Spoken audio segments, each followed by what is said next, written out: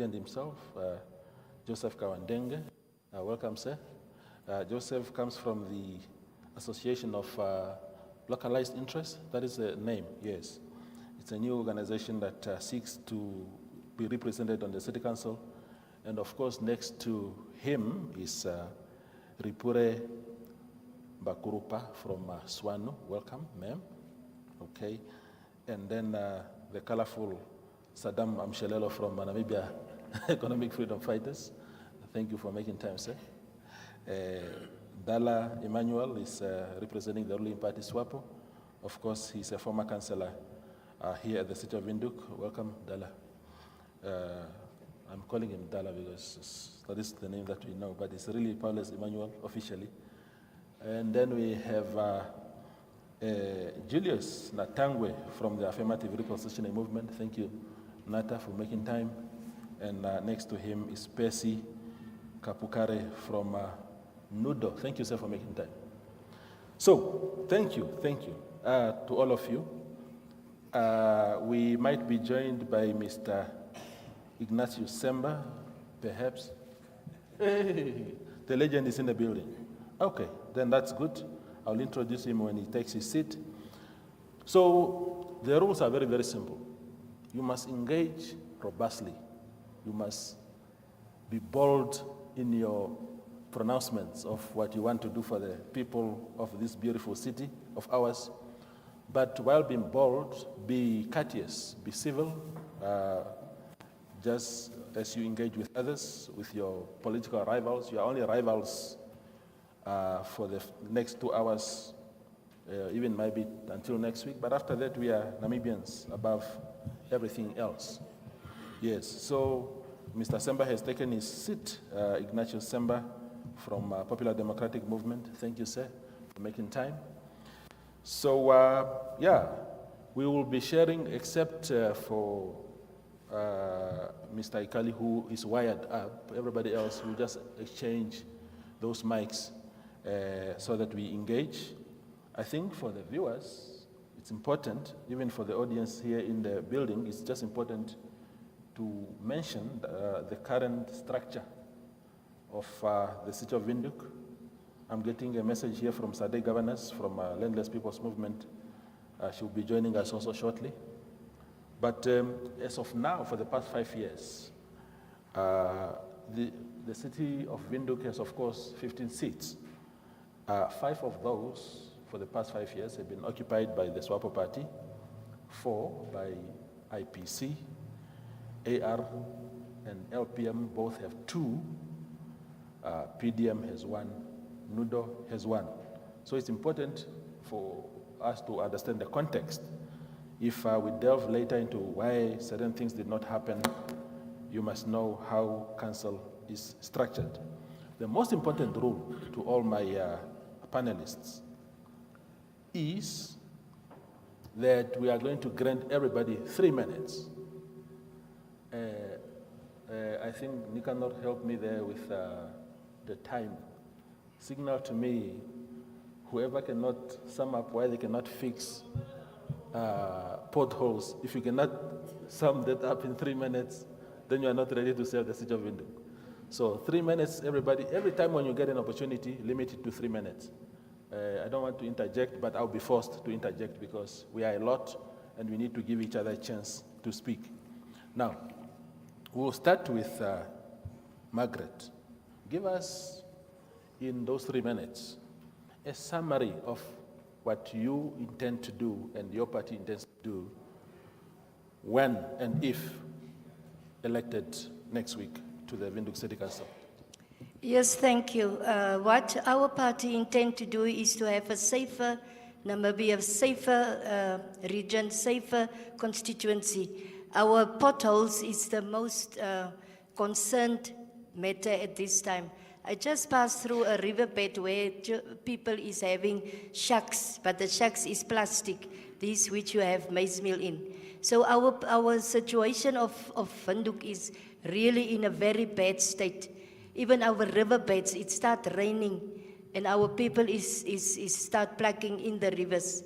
So whenever I am in council or whenever I have an opportunity to help build Windhoek a better place, I'm there and I avail myself because I'm a community activist ever since, and I know the needs of my people, the elderly, the children, the GBV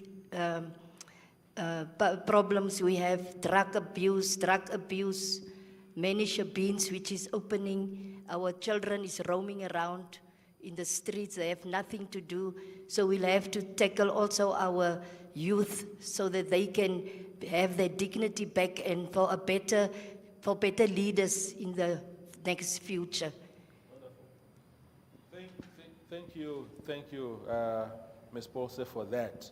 You have set a very, very beautiful standard that we can actually sum up those in not so many words. Because remember, we will get into the details as we go. So there's no need for anyone to exhaust all their points in the introduction.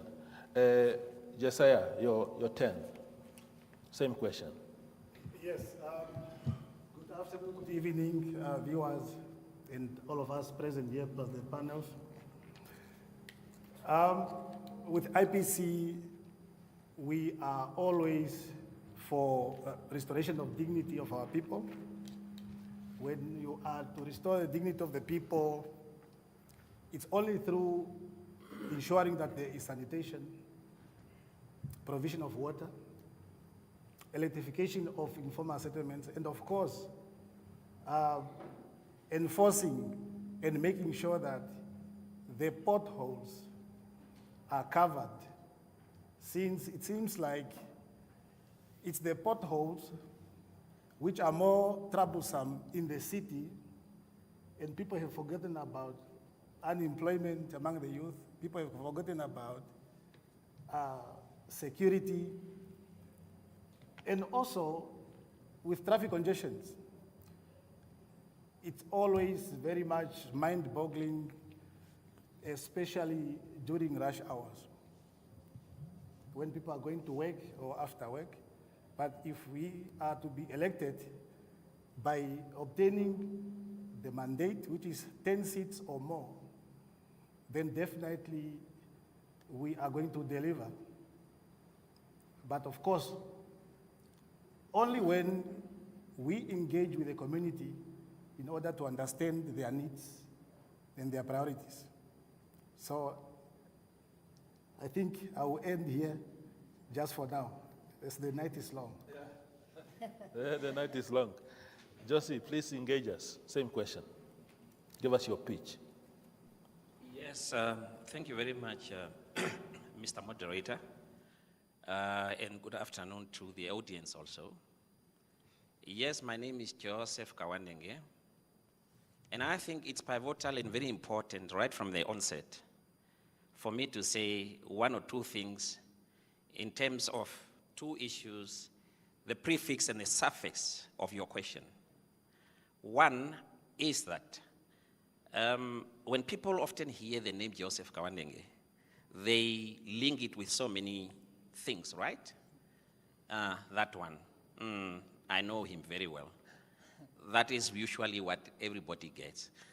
But I'm of the opinion that until such time that you engage a person, right, on a face-to-face value, you will not be able to know that person and say, I know that person. So I am what I am, and I remain optimistic with who I am. Now, to your question, Mr. Moderator,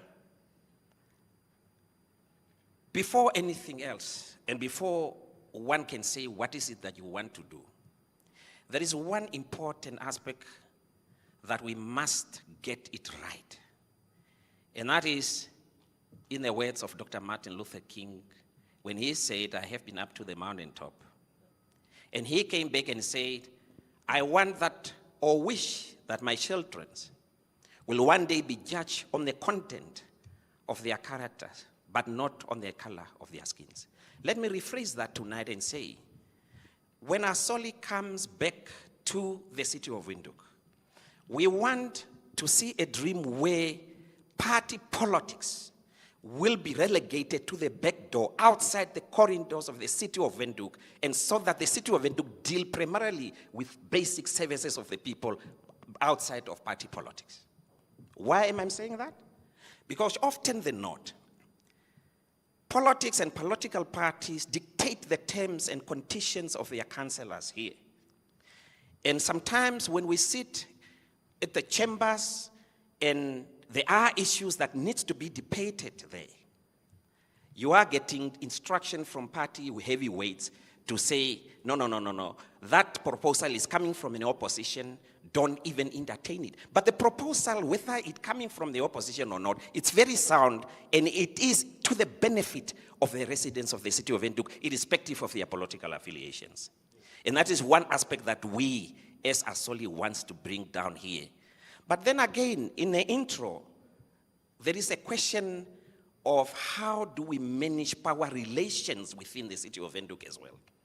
And also the question of the oversight functions of the minister himself to the local authority. These are critical issues that needs to be dealt with before you can say, I want to bring A, B, C, D on the table and I want to change what. And I will also come to that because I'm often hearing that I want to come to the city of Windhoek and change A, B, C, D. Welcome to the club, my good friend. It's not going to be easy. It's going to be a long road. 5 years, it's not going to be easy. Thank you. Thank you. We now have Rupe Makurupa. Please talk to us. Thank you so much, moderator. Is it working? I think so, yes. Please go ahead. Thank you so much, moderator. Good evening to everyone. Thank you for coming. So first of all, I want to go back and quote the words of my fellow comrade here. Honorable Kawandenge. It's not about what you are going to do. You don't want to come to people and tell people I'm going to do ABC. You first have to find out what is it, what stopped the previous councillors from doing ABC? Because there's been over 35 years of independence and we still struggle with the same things over and over again. So basically, like every other councillor, we Swanu aim to actually sustain or bring back the dignity, as it was said, of the people of Windhoek, make sure they get proper service land, but then we first have to find out the reasons why it's not happening at this point. What is stopping the councillors from doing so? What have they done from point A to point B, and where are we supposed to take from then on? But obviously I would not say that we are not going to do anything despite that. We aimed at focusing more on the youth within informal settlement because we want to empower the youth to be able to take things into their own hands. It's not all about the city of Windhoek and councillors to actually create a better environment within your community or self. So basically, that's something that also Swano aims at. So basically, I would just say like that. Thank you. Thank you very much. Mr. Mshilelo, you are a regular visitor to these offices, but this time around, you will not be in that capacity to be on the other side of the fence. What are you going to do from that side of the fence? Okay, so I think one thing must be understood is that society, we must be able to break it down to its simplest component. Everyone here came from a home. But what I've realized is that many of us do not have actual homes. We come from makeshift structures. Today I saw a homeless guy who showed me where he lives under a bridge. So I think the first and foremost thing that we need to fix as a society is the land issue. And what we're going to do is we're going to robustly approach this land issue. Land is not something difficult to tackle. Land is not something difficult to issue whatsoever. People want to make it sound problematic because once some of these people become councillors, and it's a shame that some of them are going to come from very poor backgrounds, it will be easy to say, comrade, here's one house for you. Please don't overproduce or over-service land, because that simply means we would not be able to sustain this rent that we are currently renting out our properties and would not be able to pay our bonds. So please stop the servicing of the land so that there can be this artificial narrative that housing is scarce. Housing is scarce because land is not being serviced. And the city must do away with this private-public partnerships or whatever nonsensical things that they have in place. If the city or the municipality is the custodian of the land, what we are going to do when we take charge of office, we are going to get, if there's no money, we are going to get loans for machinery. You know those yellow things we are going to buy sufficient of them in order for us to be able to service the land. Now, whether the land has not been serviced to the standard that it ought to be, for as long as we are able to tell a resident of the city of Windhoek to say, here, you have been on this particular waiting list, we have now given you this piece of land, while we're still busy bringing other services, at least you can now reside on a land that has formally been zoned, where you can see that there are proper streets, there are proper road markings and things of that sort, so that we are able to deal with the basic issue, which is a home. Because if we don't deal with basic things, then I think all these other things of potholes, those things are secondary. I do not care whether there are potholes if I know for a fact that when I'm going home tonight, there's no toilet for me to use. A pothole is the least of my worries. So I think we should go back to the basics. Thank you. Thank you, sir. Dala, please go ahead. You have been to council before and you are bidding to come back. What will you do differently? Thank you very much. I want to emphasize on something that I'm coming from the SWAPO party, which is the ruling party. And the motto of SWAPO have been solidarity with the downtrodden, freedom for the oppressed, and social justice for all. Now, with that being said,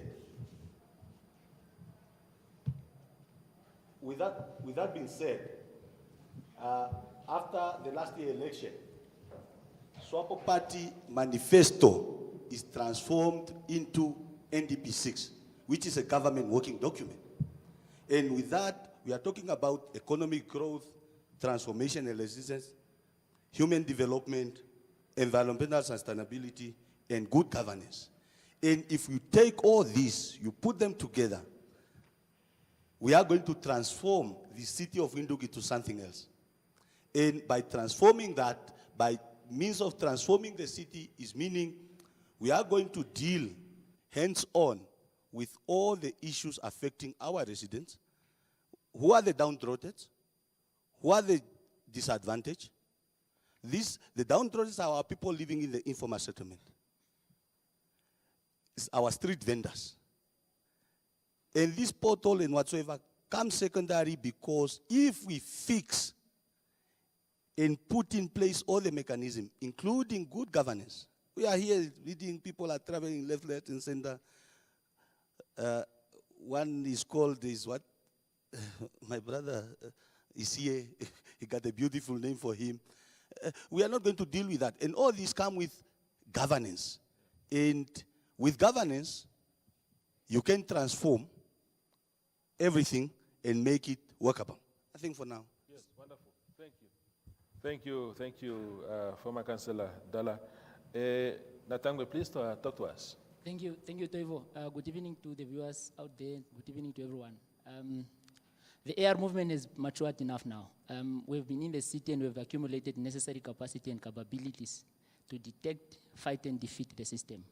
What we have observed in the council is that the first thing that we need to address is the finances of the city. We can talk as much as we want to talk. For as long as the city finances are not right, there's nothing you can do. In the financial year 2023, the city recorded a deficit of 344 million. Whether you want to say you are going to fix potholes or whatever, unless we're here to make rhetorics and manipulate them over the voters, but otherwise, if we don't fix the finances of the city, we are not going to get it right. It was under the mayorship of the AR movement where finally, for the first time, probably in the longest of time, the city got a qualified audit opinion. The rest of the years, under who? And after we left, again, another disclaimer was issued. All the years, I have a copies of audited financial statements here. Go to the website of the Auditor General. Go read for yourself. There is nothing you can do if you don't fix the finances of the city. Because with finances, you do everything. Once we fix the finances, stabilize the finances of the city. It was under the AR movement when we had to cut government water and electricity and bring them on board to pay off the bills, and then we were able to stabilize the finances of the city. You can then go and borrow and be able to do a lot with that money. But also, you can't have a city where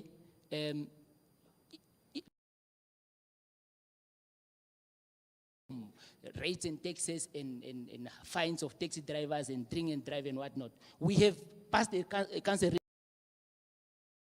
the city must introduce a company, and it has been approved, a company called Nova Actus Pty Ltd, that the city must create alternative revenue streams so that it doesn't just rely on fines. And what if people wake up one day and they are all Christians and they don't want to drink alcohol anymore?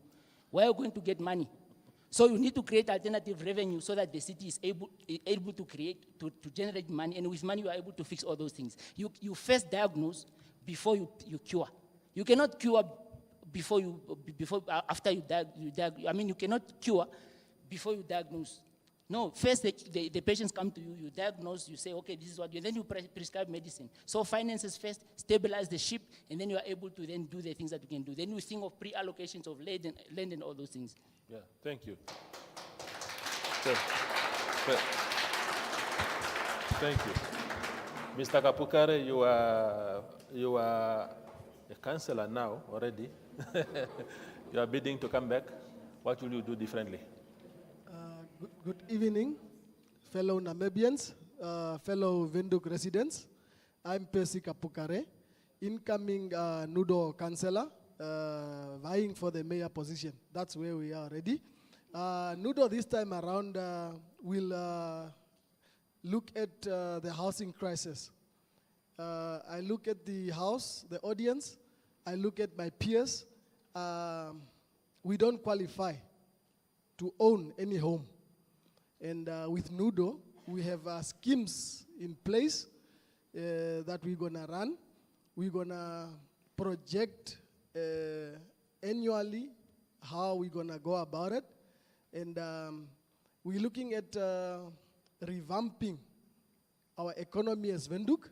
We have the Ramatex, which is a very big hub that nobody has touched on. That is NUDO. NUDO has got a recipe for it. And thirdly, we have our healthcare sector. Windhoek is populated with around 350,000 residents. And if you count the clinics and hospitals that cater for those people, it doesn't add up. So we are going to touch our healthcare sector. We are going to touch our early childhood development centers.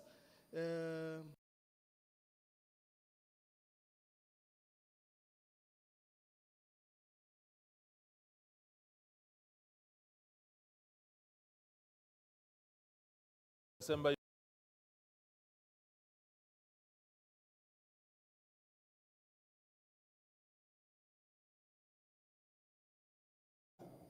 With what is happening around so that is the first thing where we need to try and upgrade now the formal settlements before we move to the informal settlements.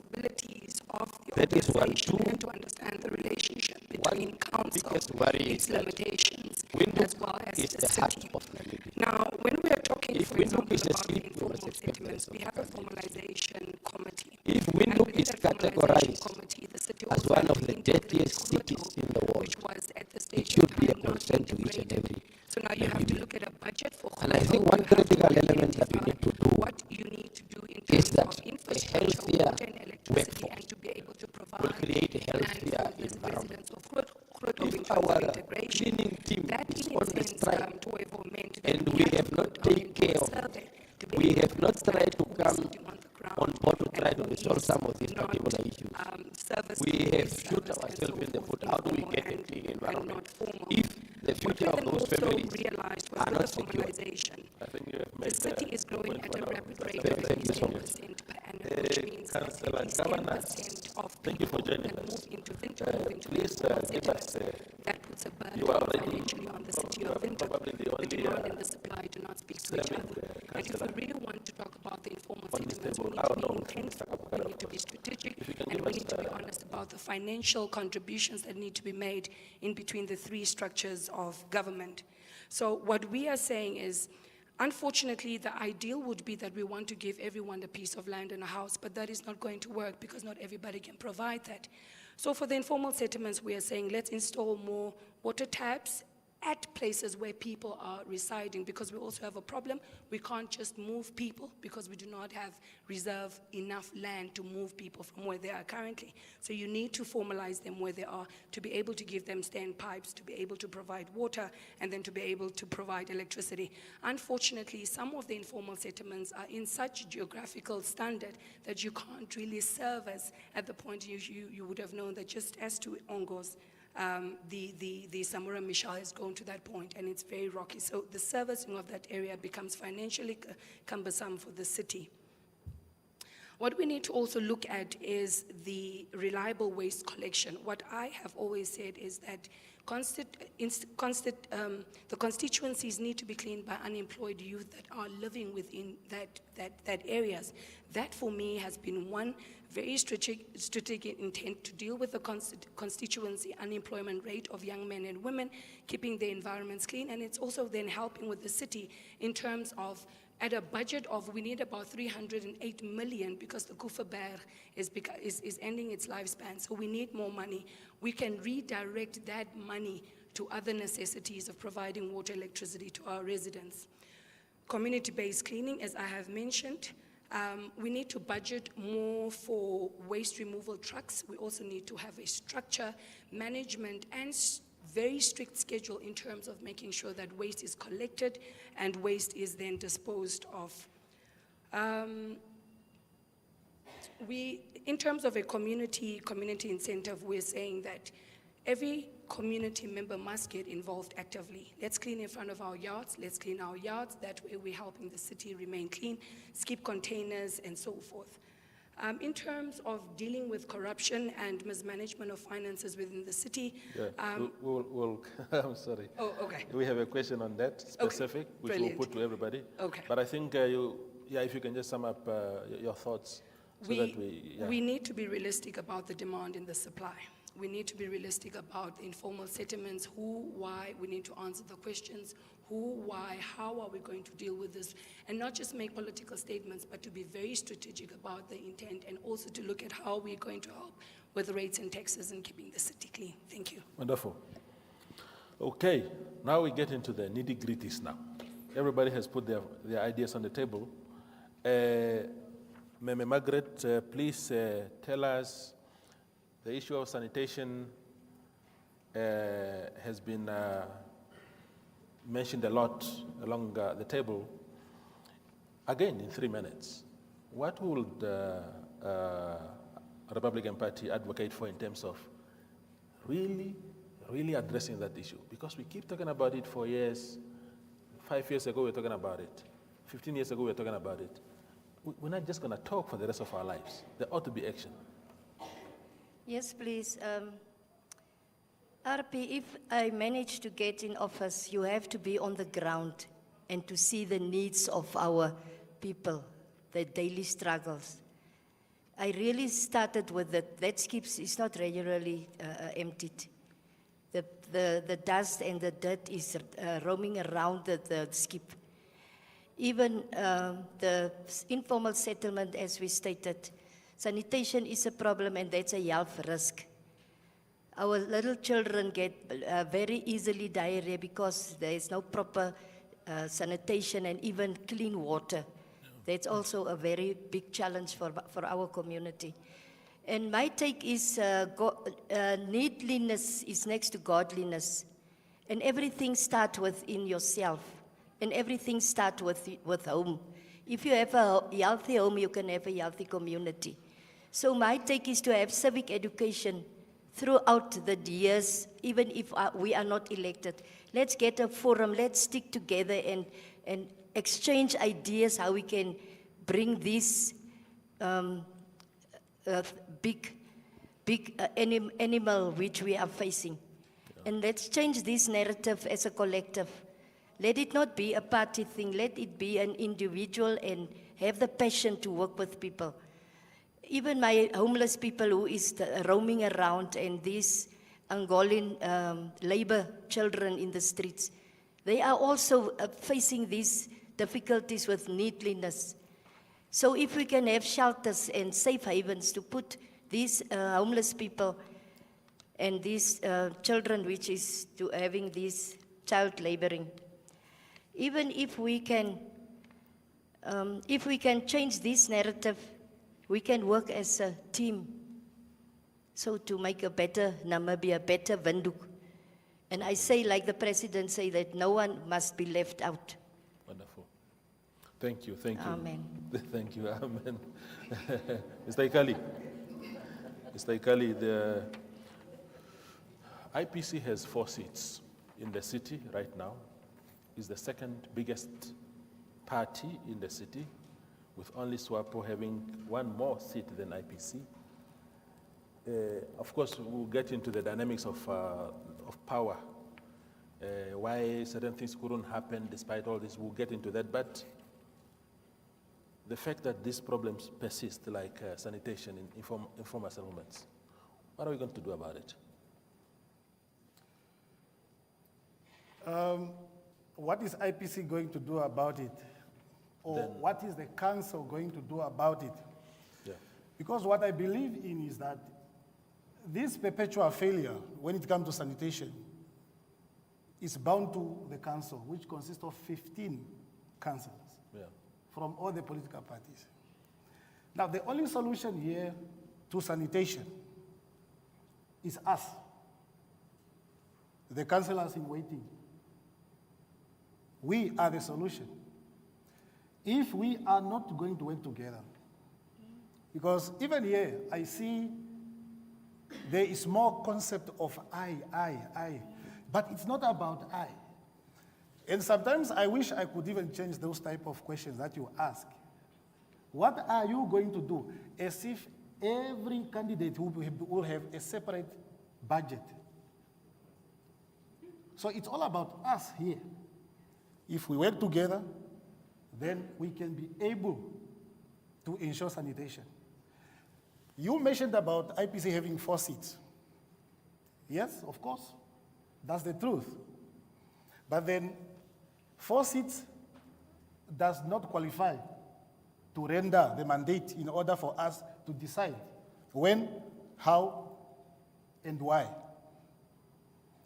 But there are some toilets that were, of course, given out by City of Windhoek in collaboration with Vivo Energy. When you go to mixed settlement, there's ablution facility. And of course, our mayor, together with the council, we're working very hard to pull this off. Yeah. So which just shows that should we continue working together? Should we put politics aside? Should we stop showing each other who has got, who is more tough, who is more popular? Then definitely we are going to save our people and restore their dignity. Thank you, thank you. I think I need to qualify myself there. You made a good point to say that why am I, because political parties have different ideologies and they have different priorities also. Mr. Mshelelo earlier mentioned about potholes being the least of his concerns. I live on the eastern side of the city. Potholes are my immediate concern as a guy who drives to work in the morning. But of course, I don't put my needs above those of those who need more important things like housing and water and whatnot. But in my immediate community, that might be the first thing. That's why, I mean, if political parties were not important as individual entities, then we would just say, okay, guys, all of you go. but yeah, that is the context.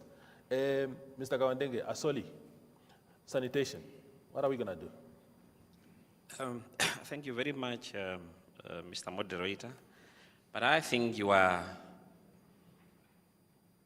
what is it? Are you running around or you are afraid of the elephant in the room? I don't know. And the elephant in the room is that it's a very good question that should be directed at mostly the people that have been in charge of the city for the past 30 years of our independence. You included, Mr. Kawandenge. No, the people that were in charge of the city of Windhoek. In charge. In charge. is the SWAPO party of Namibia? And that question should actually go to them. What happened with them? But anyway, let's leave it there. Yeah, SWAPO will answer. SWAPO will answer to that. So share with us your plan. But to answer your question, though, since the prefix of the question has already been dealt with, let me then maybe try to answer the question from another dimension, the precursor at least to the question. Sanitation is a problem, right? But then again, we have to quantify what is sanitation, first and foremost, and where should we approach, and from what angle should we approach it. Now, you have people in the townships like Katutura and wherever that have access to a drainage system.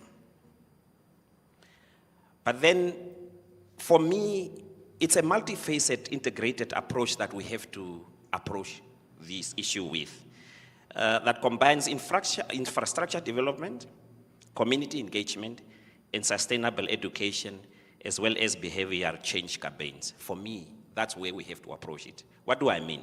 Let me quantify it.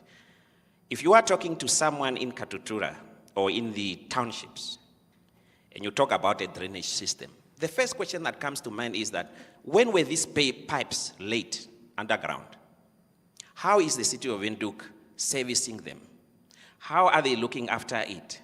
And the behavior change relates to, we heard only recently that the city of Windhoek went and fixed one drainage system in Katutura in the Damara location. But when they what they found out there were utensils, spoons, other things that should not even get into the system, or drainage system. Now, should we also perhaps educate our people to that aspect, that this is not allowed to get into this system because it will cause this and this and this. But the most difficult problem, it's not here, it's with the informal settlements. Yes. Where will you put that drainage system? And this is where I'm asking the question as to, why did we allow the situation since independence to generate to this extent that now others have to come and then scratch our heads and say, what are we going to do about it? And that remains my question as well. But again, perhaps, as a footnote then, is at least we have to improve perhaps the pit latrines, windpipes, toilets, supply them to our people, because the way our people are residing in the informal settlements, where will you put it? You see, and this is really my problem. Yeah, you see this, there are two things here, Mr. Gwandega. When you talk about spoons and everything being found in those dams, whatever we call them, those people have actually, it's a good point that the infrastructure has been given to you, please take care of it. But my concern personally is for people who have none of those. They've never seen a sight of a toilet in their vicinity. Small children, if the small child has a running stomach at night at 3 o'clock in the morning, they have to run in those areas where the churches are also very rife, everybody's looking for survival to snatch a phone from somebody. That should be the priority. I agree with you. And that's why I said it's two-faced, right? Yeah. Those people that don't have access to that, and mind you, they are not a small number. Windhoek consists of 435,000 people, but those that are residing in informal settlement are around 235,000. It's not a problem that you can address overnight with such a large number of people. But obviously you have to start somewhere. And this is where I said we have to try to see as a collective. And that's why I said in my opening statement that when you come to council and start saying believe me, you will not get anything done in that council, because the majority will always dictate and say, we are not going to support that. But it's a problem that we have to address. I agree. It's just that we have to work as a team in order to address it. And that's my position. Absolutely. Ripure? Okay, thank you so much. I feel like the main responsibility of a local authority, especially within the city of Windhoek, is to do away with informal settlement, not to sustain it. I feel like that's where we get the whole concept wrong. But it's fine due to the fact that we do have informal settlements and we are engulfed in it. That's where we live. I've also lived in Koreagab Dam, and I'll give an example of Koreagab Dam. When it comes to sanitation, it's really bad because we only have one public toilet there, and that's close to the road, close to a tap of water. So I feel like because it grows, it expands yearly, it would be best if perhaps if the local authority councils would perhaps find a way, come up with strategies on how to at least increase the toilets and running water. Maybe if they have to, maybe perhaps station for running water in public toilets in areas so everyone can have access to it, because even the one that's there now, it's really damaged, and I don't think anyone uses it anymore. And people tend to use toilets that do not flush. You know, they dig a hole and then it goes. So basically, it's really bad, and those are facts. So that's like the short-term goal that we can actually come up with as a council. But then the long-term goal will always have to be to find service land that has running water and proper sanitation for our people, because our people cannot keep on living like animals in their own countries. Thank you. Yeah. So, Mr. Amshelelo, I just want to give you an example. There was a caller on a radio program, NBC, I think, some years ago. It was a viral audio of a man talking about how he sat in a toilet in those communities, and I think that the door only comes up to somewhere here. And someone stole his shoes while he was seated on the, on the toilet pot. And he couldn't change because he's busy with the business. So what must happen? I think we must be able to obviously ask ourselves, how did we go during apartheid where domestic workers had houses, proper houses for that matter, and they had an outside toilet? But today in an independent country, we went from 1,000 people sharing literally one toilet and incidents like that occurring. Now, when people speak about finances, one thing must be understood. For as long as you have an informal sector or an informal settlement, that simply means that sector of society does not contribute to your rates and taxes. You now have a small portion of society, which is now the Toivos and you, my good friend who's worried about your pothole and your BMW obviously getting damaged when you are going to work, that is literally covering all these rates and taxes. Now, as a result of that, we are obviously disadvantaging not only you, but also the person in the informal sector. But here's the thing, mind you, the person in the informal sector is not someone that is apparently unemployed or so. These are, in fact, some of them, they are the very same people who are guarding your very important people in society. These are your soldiers, some of them are your nurses, your teachers. So we actually do have people that have the means, but because our city has become so expensive for them to live in, they would rather opt for them to go live in the informal settlement where they rent a kabashu for 500 or 1,000, and then they make do with whatever it is. So what we need to do is a focus on access to land delivery, because once we're able to do that, people are able to build their houses, they are able to have flushing toilets in their houses, and we do not even have to have this discussion about sanitation. So like I said from the very beginning, let us go to the basics, which is the land, and once we have sorted the land, all these other problems surrounding the land obviously disappear overnight. Now, the idea must be to say that you should be able to service the land adjacent to these informal sectors. Now, once you do that, you then start decongesting, because people would automatically want to move to a place where there's good sanitation, there are roads, there are street lights and things of that sort. Then these people, what you do is, because this person is your client for life, once they've got a municipal bill, they can now start paying off that service piece of land one way or another. You can either add it as an additional rate of taxes to say, this one is for the land that we service for you, or you can come up with a model where you say, we've got 40,000 people or 100,000 people on the waiting list. How many of you are willing to contribute 2,000 or 3,000 or 4,000 in order for us to service land? I can guarantee you today, if we say, make an announcement tomorrow to say, who wants land in Windhoek, and you have 10,000 that you're willing to put down, I can guarantee you this hall is not even going to be big enough. In fact, these streets are not going to be big enough. The people have the means, because go there to the informal settlement. Yeah. We are there building things that you will be shocked to say, not even I have this. So it's not to say we don't have the means. Yeah. We are unfortunately unable to do this, because once you do it, the city comes and in its inhumane form, it destroys these things. There was a lady that built herself a toilet, a proper toilet. Guess what the city did? It went there and destroyed that lady's toilet. So you cannot tell me that the city is dealing with a sanitation crisis when people try to do things for themselves. It is the very same city that comes and destroys those things. So I think the political will has not been there.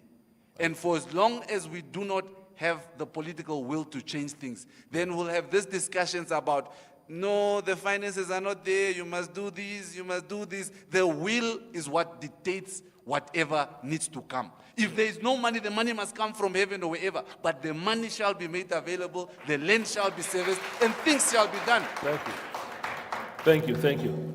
The case of a mother who had her toilet destroyed actually appeared also in Namibian Sun. It was a very, very sad story. I was editing that story with a very heavy heart, that, of course, we encourage lawfulness. People must go through the procedures, but in places like that, it's also extremely difficult. Maybe it was a toilet saving 2-3 households, and then it gets destroyed, and then it's just unbelievable. I don't know. But Dala, please engage us. You see? Yeah, it's on, it's on. Okay, you see these things. My brother Kawandenge is asking about the SWAPO party. See, my brother Kawandenge was here, at City of Windhoek. We were together. He was the chairperson of the Clean City and the Sanitation. Yes. He traveled the world. He traveled outside the world, outside this country to go to other towns to learn and to come. Yeah. And unfortunately, what he brought back, he went to Parliament, and okay, but that's not the issue. The issue here is, as we are saying, we are transforming. We want to transform. And transformation, you have to look into it from two phases. There is immediate transformation which we can do. That's why even in NDP 6 we are talking about sanitation hub, which will assist our informal settlement. Sanitation hub is something which is all over, because we are only talking about the informal settlement. But even here, somebody, a job seeker who comes to town, or even a taxi driver, a nature calls while in Independence Avenue, is there any facility there? Let's not only look on the other side. Let's look all over. There's nothing. There are toilets there in Venil, in Post Street Mall. Are they functional? And this doesn't need any political whatsoever. It needs only good governance, whereby people are held accountable. You come to work every day, and you are paid for that, and you have to be held accountable. Our beans, as we are speaking, they are not picked yet. You go in Katutura, you find a skip container which is full to capacity, which forces the people to put the things down. Who's monitoring that? Are you expecting a politician or a councillor to do that? Obviously, no. What you are supposed to do, we have to hold these officials accountable to say, this is your duty, you are being paid for that, and do that. And that there is a system, there's a channel from the CEO to the SEs, they must be held accountable. Now, sometimes we have also to understand the system. How do the system operate? And that's the system which is here, have been here. You have the CEO, you have the SE. No, that's not SWAPO, please. That's the system. Where you work, where you work, there's also system. No. Are you saying everyone working here is a SWAPO member? No, no. My brother, your mayor, your president or your chief, he was a mayor here. He was in charge politically. All what he put up is these cones here which are damaging people's tire. Let's be honest. What we are saying is the system is very clear what we have to do. Apart from, let's leave politics out of this. Whoever is in charge, when you are coming to the city, you must make sure that apart from the political implementation, whatever you have to put down, these officials, they must also be held accountable. Yes. That's very clear. Thank you. And with that, we can move forward. Thank you, thank you. Nata, shots have been fired. Shots has been fired. Instead of fixing toilets, you guys apparently only put up cones. Yeah, toys. We are not here to be crybabies. You know, SWAPO knows what the damage that they've done. We are in this mess because of SWAPO, and it's a pity that they are here to be crying over. Yeah. So we all can get personal if we want to get personal, but we want to be civilized and engage in a robust debate to be a constructive to have a constructive engagement. Toivo, the issue of political maturity, for instance, you have seen in newspaper headlines. Some people are here crying again that apparently there was no political maturity. But we have seen how many times have their councillors been restrained from attending council meetings. So which political maturity are we talking about? So, or the issue of finances, for instance. Running a city is not a stock fair or some pyramid scheme. It's a serious business. So you need to have a serious engagement and a serious will, serious understanding. You need to, like I said in the beginning, to say that you must first diagnose what are the challenges, and then you can then maneuver around those challenges. The issue of sanitation, you cannot separate sanitation from housing, Toivo. For those that have dared to follow council meetings, we have tabled, the air movement has tabled in council there to say pre-allocate land because city doesn't have money to service or to do those things. Now pre-allocate, give ownership to people, and then you just rezone them. You just put up, here is where the roads are going to pass, here is where the drainages are going to pass, and then you give ownership to people. This bag of cement, Toivo, in Windhoek and in the north, it's the same. But you've built yourself a decent home in the north. So just pre-allocate, and then all these services will find people on their way already. We have proposed to say a green field and a brown field. A green field where you remove people from congested areas and then you move them somewhere and then you rezone off. So that you then find, people will then find, or the city will find people already on their way. Those that are able to develop and build on their own. And in fact, the city must move in a direction to say that it must already approve plans. A one-bedroom house, a three-bedroom house, a pre-approved plan, so that people don't go through these bureaucracies of having to wait for a plan, approval of plan and whatnot. So those that come, that have capacity to build, they just come to the city, they notify the city, they begin to build. The problem is that the city want to be greedy and want to do everything on its own, but it doesn't work. It knows itself that a loss of 344 million, Toivo, where are you going to get the money to do everything on your own? Give power to people, let people do what they can do, and you find them on their way. Those pipes, those street lights, all those things, they will come themselves. If a person is able to build and put up a toilet next to his house, let them do it, give them the power to do that, so that you also then remove some burden on your shoulders. The problem is that we don't want to think. The problem is that we don't want to work together. The problem is that we don't have a political maturity. Everyone that comes here, they want to prove a point and whatnot.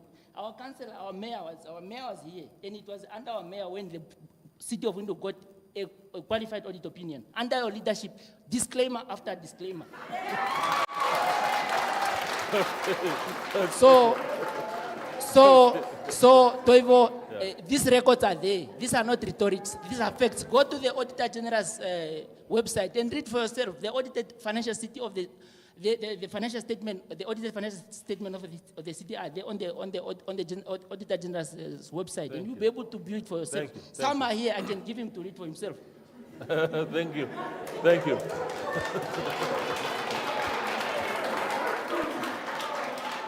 Yeah. Yeah. Percy, please engage us. Yeah, thank you very much. In my earlier statement, I alluded to low-cost housing. So when we speak to low-cost housing, we speak to tangible stuff. We have policies in place that says you only build with bricks made by or manufactured by Pupkewitz Mega. That is totally very wrong. With that, you can never address these necessities.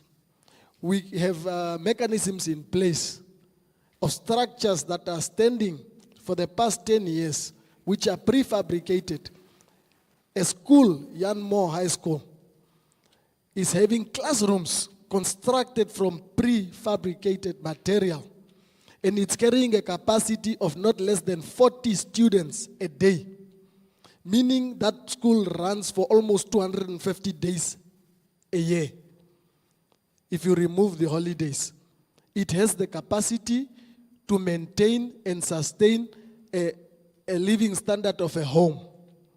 Why don't we change the acts of the city? We are building a space standard set by somebody else that is no more living amongst us. Our water crisis, we can only come to a conclusion that we are being very deliberate about water and sanitation.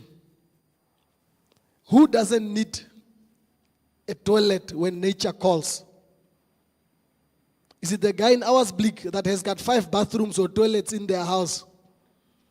And they overlook you in the eastern side of Windhoek, or the suburbs, which is more of the informal sector. You built your structure, it is demolished. You built your structure. The same person that comes to demolish is your own peer, your own brother, that is almost in the same living standard and condition as yourself. They are sent to go and do that damage to you. So as the incoming team, we should change and be very sincere to serving our people. Housing is critical. Sanitation, very critical. We need to make sure that we have health care, as I alluded earlier. Healthcare facilities. People are traveling like 15 kilometers just to get to a nearest facility of healthcare. So I want us to be very sincere and leave these politics that we are playing. Budget is something that all of us need to sit and reflect about the budget that the city gets from central government. Is it enough versus the influx that Windhoek gets on a daily basis? I think with that I'll end there. Thank you, brother. Thank you. Mr. Semba, please wrap up the topic for us before you go to the next one. Thank you. Thank you so much. No, just go ahead.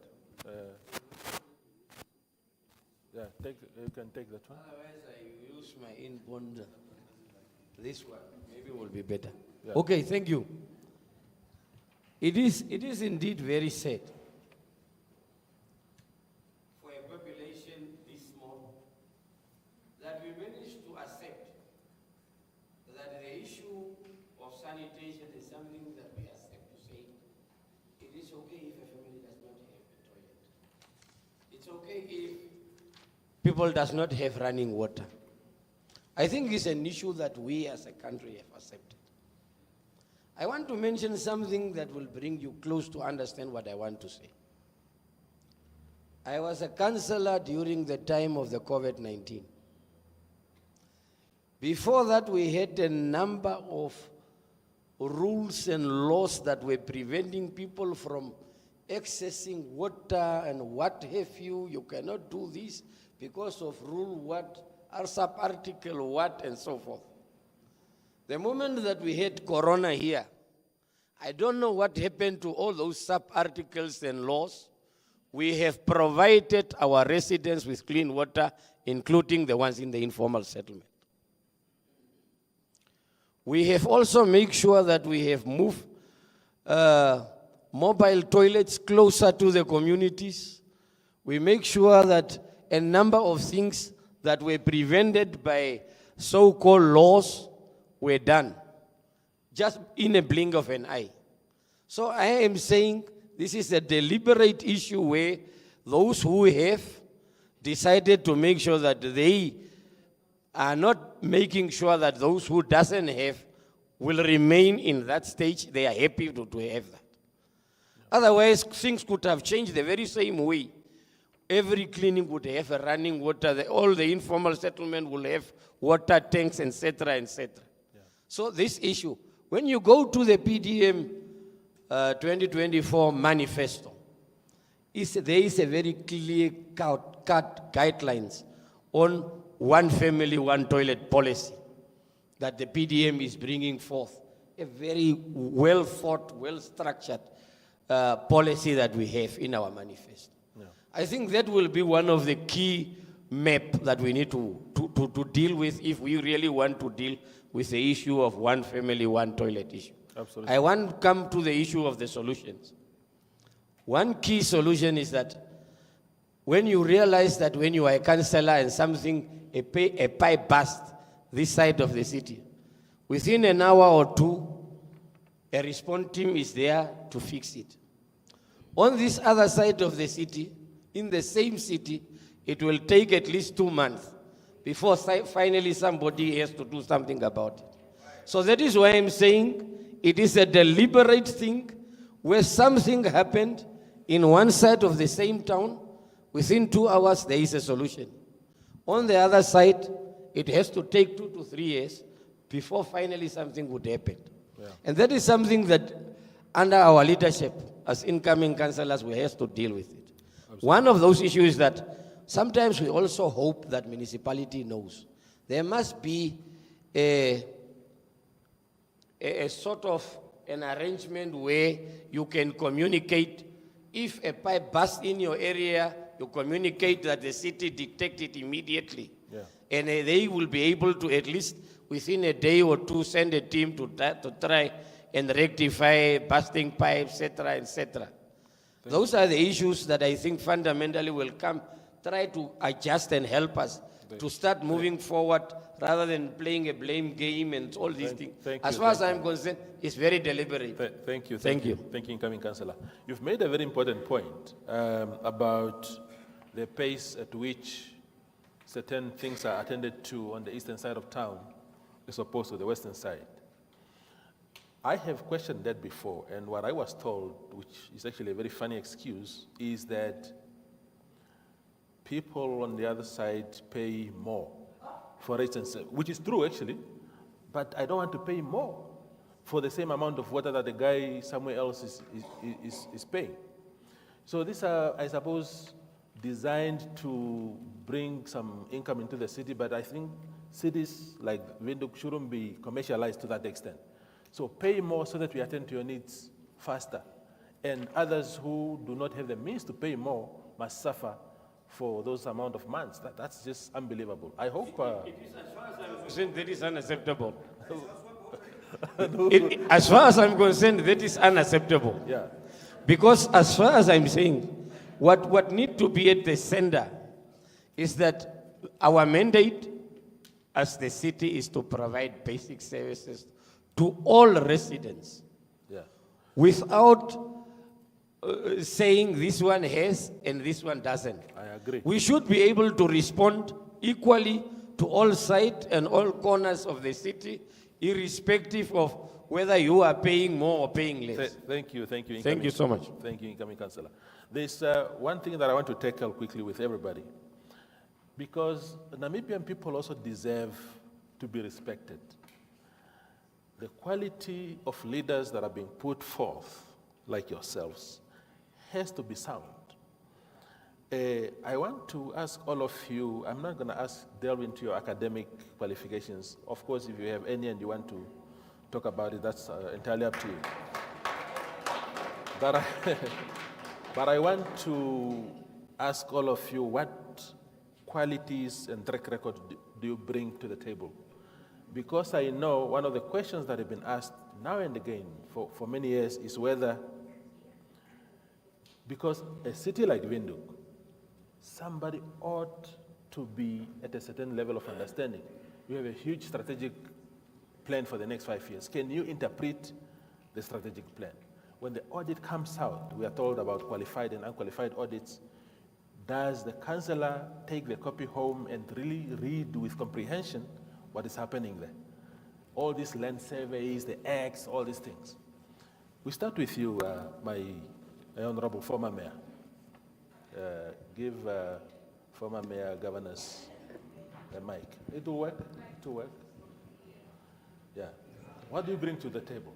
Before I answer that question, I am more than excited to have people come to the city. Because it is very easy to play on people's emotional tricks. And it's very easy to be able to say, once we go in there, we are going to do A, B, C, and D. Talk is cheap. I have learned the experience of what an administration and an organization entails. Politics this side, administration and providing services this side. Now, when you come to the city, except for the two honorables that have already been here, you will start to realize that in as much as we have this desires of making things and providing services to our residents, it is not as easy. We come here without understanding the intrinsic complexities of how an organization is run and how an organization is supposed to speak to the realities on the ground of our residents, and vice versa, our residents understanding their responsibilities, their accountabilities in order to breach that gap between the organization and the residents. The infrastructure of Windhoek is old, and we need immense capital to do infrastructure. It is very important to note that we must have credible understanding of, for example, public-private partnerships in order to be able to provide services. Now, when we come in, you have policies, you have laws, you have a system that you must challenge to the core, but you do not have the majority to do so. So you are sitting in a council with others not primarily understanding the essence of it, emotional immaturity, political play, all type of individual, I don't want to say individual incapacities, but an individual that is unwilling to learn and participate in the essence of what it means to provide services to our residents. Yes. So we must be able, Toivo, I wish I could have shown you the stacks of agenda items that you receive 72 hours before a meeting. 72 hours before a meeting, most of it technical. Now, if technocrats are asked to explain, some of us do not have the technical expertise to understand that. Therefore, they are there to assist us. So when we're talking about qualifications, for example, of council members, you wouldn't expect people to have PhDs and honors, but you would want people to understand what it means to be able to budget and to understand the immense problems that the city is facing. It is important for us to be understanding, to be compassionate, and to be able to say, this problem that we are facing today, how can we solve it today? If we can't solve it for today, how do we then look forward to make sure that that specific problem does not come back? So you need leaders that are ready to sacrifice. You need leaders that are ready to be passionate and understanding and be patient. 3 minutes. If you do not have character traits of that, you are having a problem. You need communication skills. You need organizational skills. You must be able to bridge a gap in understanding the implications of finances and being able to provide. I think I have a 5-year degree in local governance and what it has entailed without even being without even having to have the paper, because the experience that comes with it is to be able to learn, is to be able to unlearn, and is to be able to challenge the status quo. So I think, and most importantly, problem-solving skills. Thank you. Thank you. Mama Margaret. That was a mouthful. Yes, 3 minutes. Let's stick to the 3-minute principle. Yes, if RP happened to be on council, my office will be built on 4 pillars.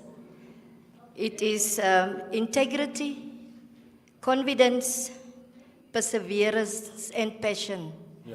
For me, who's coming from very big offices like the government, University of Namibia was where I was working in the strategic planning department. I come from United Nations where I was working with the World Food Program. So I have the skills to work with people. I'm working currently for the Home Affairs, for the homeless community. I have a passion for my people. I know their needs. Because I tell them it's not okay. It's okay to be okay, but not in this state of our Windhoek. Can it not be okay anymore? And what I also opt to have is an open door policy where I will integrate with the community. Because after all, it's the community who must give us the guidance. Because as a leader, I can also be a follower. So if it happened that I'm on council, I'm ready to serve and to have a God-fearing nation. Because everything starts also with God. He's the beginning, He's the end. And that's how we will prosper, and then we can have a forum where we can sit every 3 months, every month, to discuss our challenges. Because in different constituencies, there is different challenges. So for my take is, if you have the passion to work with people and for people, we can manage to make Windhoek a better place. I thank you. Wonderful. Mr. Ikali, do we need, he is fine. You can give it to Mr. Kawandenge there. Do we need qualifications to run cities? What qualification do you bring to the table? Well, one does not really need to have a PhD or a master's degree to recognize that this law or this policy is in favor of the people. A grade 12, at least, I think, can be able to do justice to any councillor to serve in a council. Now, if I hate the I concept, because coming in here, of course, and I'm sure I'll be part of this council after the 27th of November. Our people will vote for IPC. That one I'm sure, I'm very much certain. But now if I am now to, unfortunately, succumb to I concept, definitely the residents of Windhoek are lucky to have a councillor of my caliber. Simply because, of course, I have a degree. And not just a degree, I have done accounting and business studies. I have done marketing. So, when it comes to strategic planning and going through the budget, studying the statement of cash flow, all those things are easy peasy. So, but it's just to say,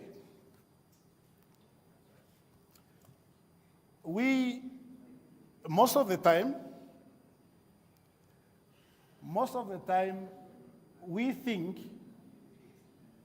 we must all have the same knowledge. But what is important when you come to the council is that we come with different knowledge. There are those ones who are good speakers. There are those ones that are good at analyzing cases or even the budget. There are those ones who can be able to go to the community and communicate well.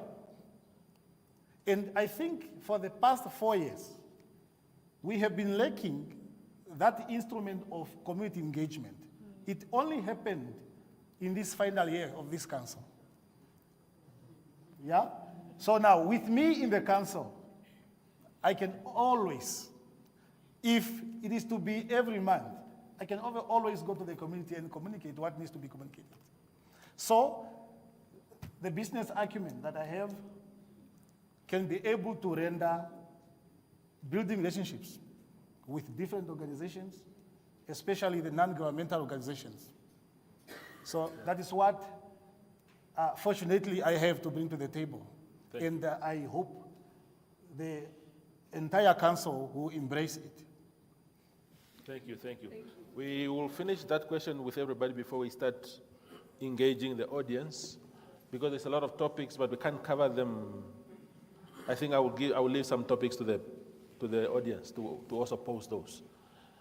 Mr. Kawandenge, can you decipher a 4 billion budget document? Yes, I can, but moderator, before I answer your question, I think there is something that I have just to clarify with the elephant in the room yet again. Because my good friend made a statement that might go out wrongly if I don't correct it. Yeah, I know, you are laughing. Because when I was here in this council, the Swapo party was behaving like a jealous ex. They wanted to take everything for themselves, and they left nothing, not even crumbs, to anybody else. So it's not correct that I was the chairperson of the committee on what? On clean city and sanitation. I was a member, but the chairperson of that committee was Councillor Kahungu. That records are here. I was just only an ordinary member. But you know what, he knows what they did. Whenever you stand up as an opposition in that council, and there are 12, we were only 3, they will listen to you, then they say, okay, let's vote, the tradition of Swapo. And then your ideas, how good they are out of the window. But when you get a chance, please don't reply. Okay, let me come back to your question. Mr. Moderator, you can bring the best minds to the city of Windhoek, even with PhDs as councillors. But you have first to challenge the institution itself called City of Windhoek. The onogram, what do you call it, that word? Organogram, whatever.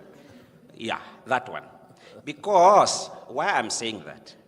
We have first and foremost to reform and amend the Electoral Act that governs local authorities. Why? I'm not sure whether you are aware, as audience sitting here, that a councillor is not a full-time employee of the city of Windhoek. Just start there. A councillor can work as an MD somewhere, or whatever, a teacher or whatever, and you only come to council after hours. They call them part-time councillors. But the magnitude and the capacity of the city of Windhoek does not require part-time councillors at all.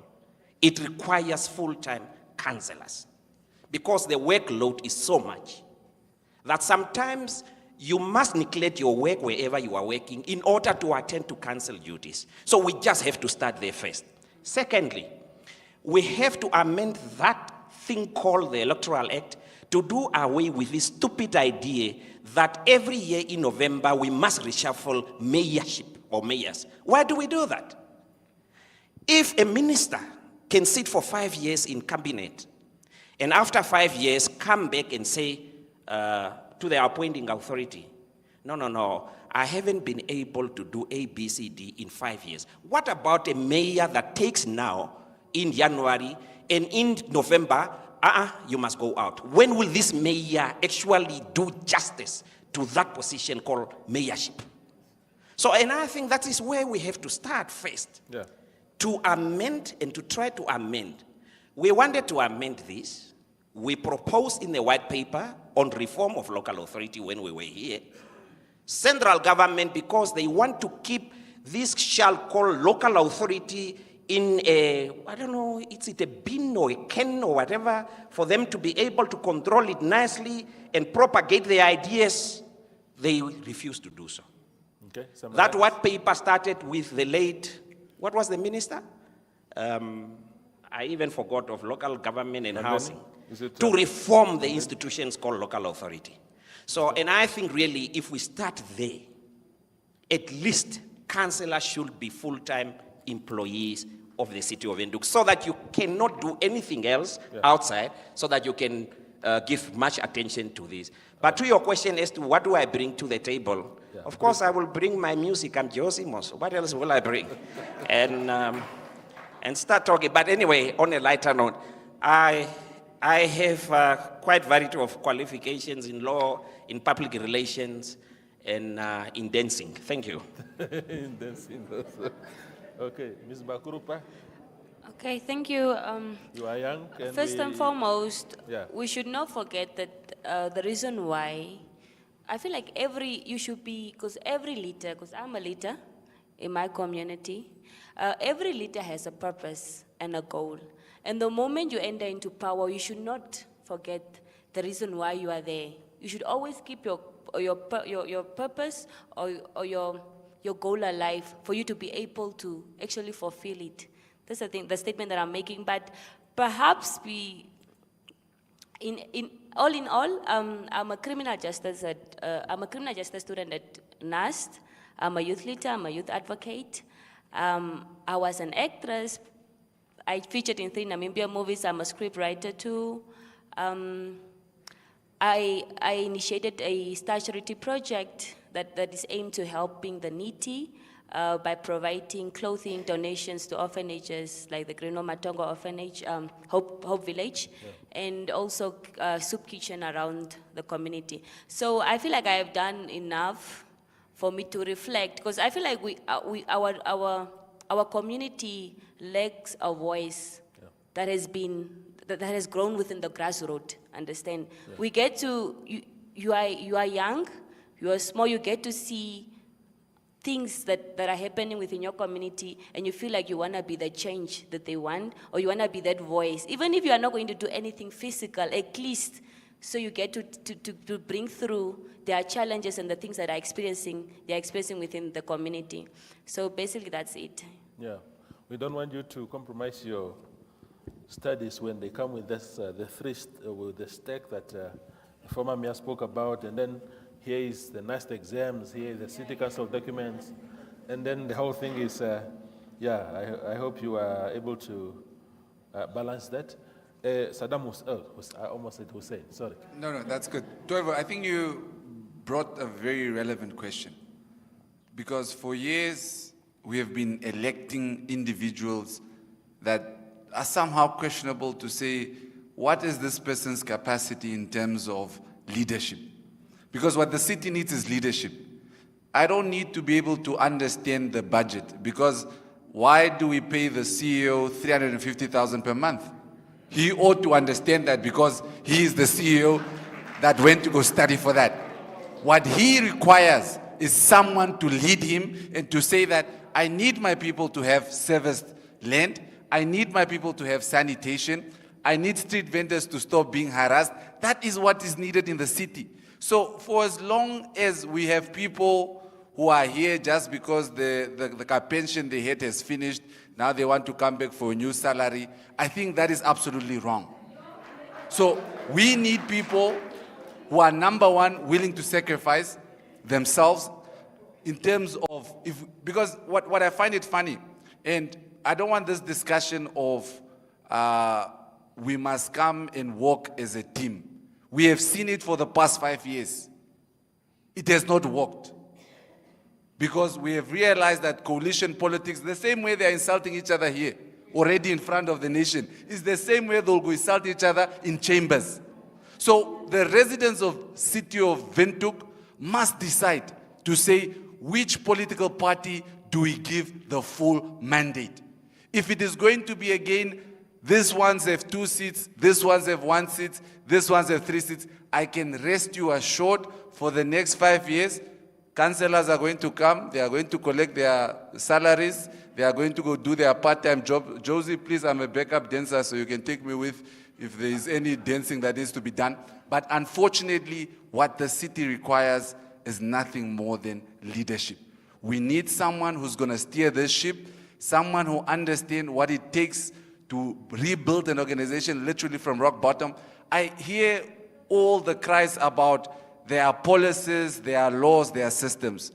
If a council comes and it has the full mandate, that council can literally amend policies, it can change laws, but for as long as the residents of Windhoek do not entrust one political party to take over the city, then we are going to have the same issue after 5 years again. Thank you, thank you. The intricacy, Mr. Mshelelo, the intricacy of that, I mean, there's a flip side to it. And I wrote it in my editorial today in Namibian Sun about what happened in the comments that the president made this week, that Parliament has not passed a single law for 8 months. Because when you have an overwhelming majority, sometimes you also want to leave that in the hands of a responsible entity that can use that power productively to the goodness of the people, as opposed to people who think, okay, now we are now empowered now. We are the chiefs now in town. So I agree totally that sometimes it helps when you have absolute power, when you have good intentions and use your power to do the correct thing for the people, that's good.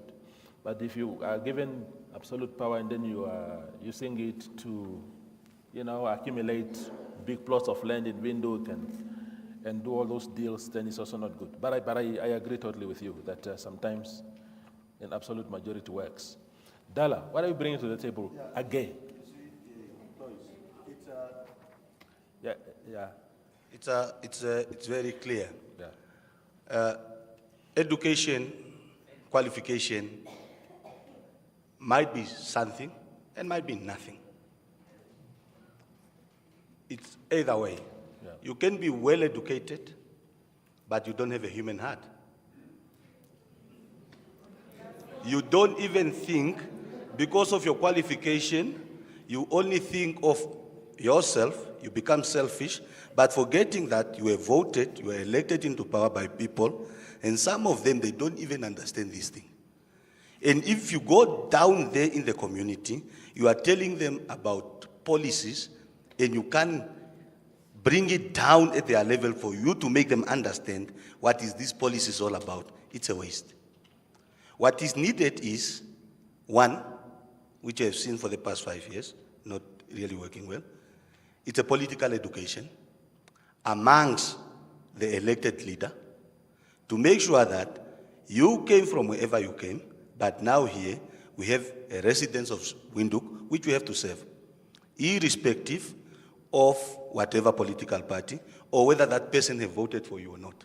Yeah. What these people need is service. Basic education, yes, is needed. Like my brother Yamshelo said,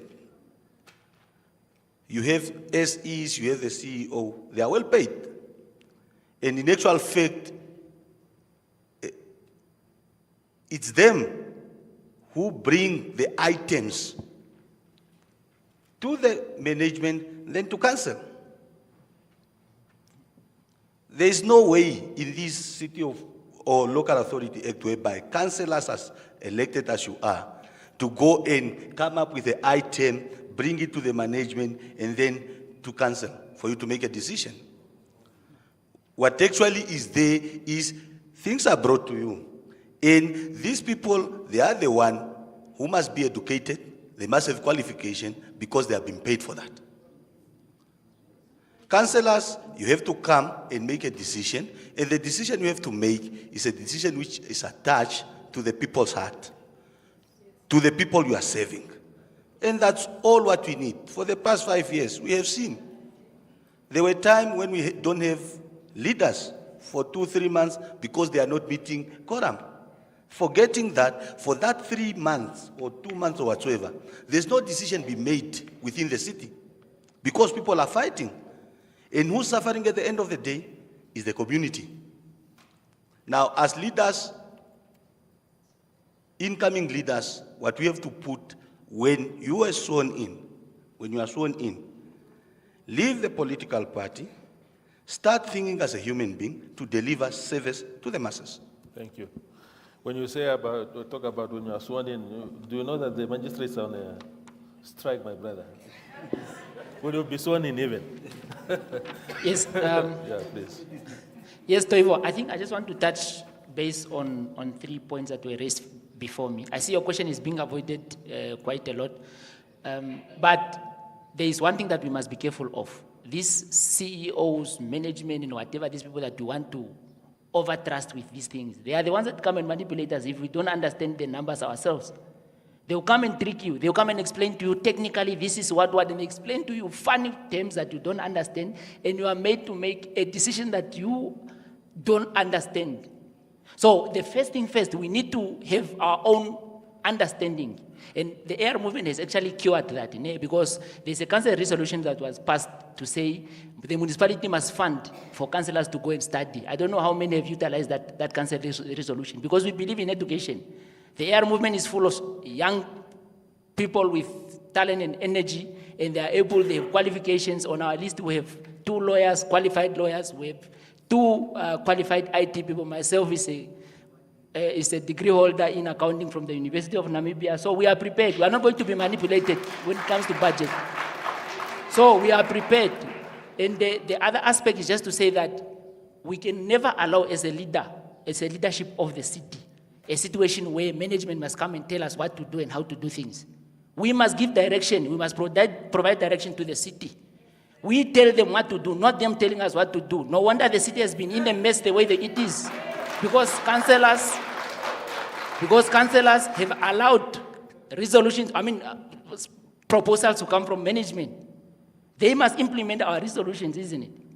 So in other words, we cannot allow a situation where management must come. We tell them, we direct them what to do. It's very simple. It's like a board of director in a company. How do you say that the board of director must wait for the CEO to tell them what to do? No, we need quality. We need education. I understand, of course, to a certain extent, the question was avoided as to what qualification you bring on board, but at least the AR movement has cured that thing. To say councillors must be funded to go and study whatever course they prefer so that they can capacitate themselves. But also equally so, on the point of Brother Mushe to say the coalition aspect. Remember, for 30 years, there was a party that had mandate. So it's unfair to say that for 5 years, we want to say that people have failed, but you forget that for 30 years, there was a mandate on one party, it still failed. So perhaps it's a matter of maturity, and it's normal that the transition from people getting used to the old things, the traditional thing, to new things.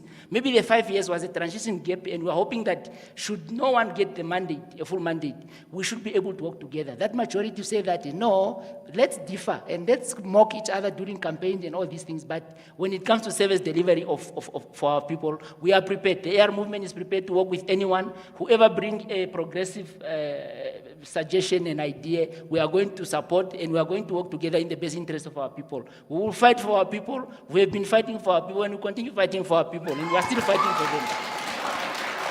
Thank you.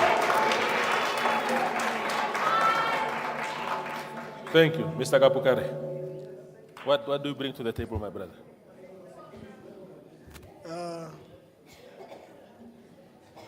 Evening once more again. I'm stepping in the shoulders and big footprint left by the worship Joseph Wapingene. So, as an accountant himself, education is key. You need education. Myself speaking, did computer science, came into the construction sector.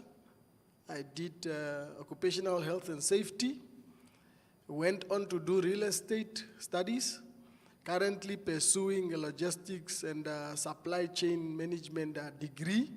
So education is key. We are parents, we are leading this nation, we want an educated nation. So we are not gonna be told by a CEO that we appoint how things are gonna be run. Yeah.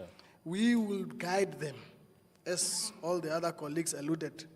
It is very important that we understand all these documents that are brought forward, because we are very lazy to read as black people. But now, the new regime that is coming in terms of leading the Windhoek local authority, municipality, will be having these energetic people, will be having people that are having time to read and understand and seek information from elsewhere if need be. Yeah. Because it's all a learning curve for myself and perhaps the new guys that will be coming in. There will be some tricks also that we will, and hurdles that we will need to elude. Yeah. But as I'm saying, the city is the economic hub, the mother of Namibia. Yeah. So we should be the ones breastfeeding the entire local authorities. We should set an example. Yes. So what should happen? We need to bring back the care and selflessness that our elders had then, and forget about the running for meetings to make sure that we have the S&T only. Yes. We need to deliver services. Absolutely. And NUDO will surely make sure that the team that we're going to be assigned with, we are selfless and deliver, put Windhoek residents first, make sure that budgets are passed in place so that we be the first face of change. Thank you, my brother. Thank you. Thank you. Mr. Semba, please wrap that topic up briefly as you can so that we can give the audience an opportunity to engage us. Thank you so much. With that in mind, I don't want to dwell and recapitulate what the rest have said. I think it is definitely well said. But what will PDM bring to the table? Yeah, the councillors. The councillors, yes. First and foremost, we have been here, we have learned, we know the system. Yeah. We are better prepared. We know the loopholes that we need to close and things to start happening. Two, we have a very dynamic team, multicultural team, highly experienced team. And the only thing that we are going to do as the PDM, we believe in the following values. We are going to be the adult in the room. We are going to be the adult in the room. We will make sure that professionally, we are going to conduct ourselves to be acceptable, professional.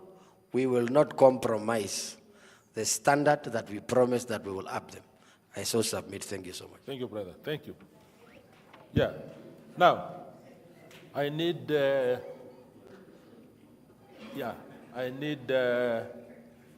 my colleague Nicanor to give a roaming mic to those that have a comment. The rules apply. The rules apply also that we must be brief also so that as many people as possible can talk. If it's a commentary, make it concise and to the point. And if it's a question also, same applies. Please give to the colleagues there.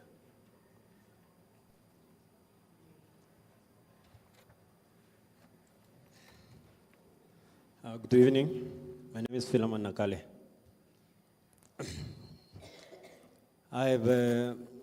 First I have to deal with those that are already in the council. I think you have a pointing syndrome of not, you don't point when you are pointing a finger like this, it's a Farad law. It's a Farad law, meaning 3 fingers are pointing you and the others are pointing the others. You have a syndrome, or a pointing syndrome. And number one,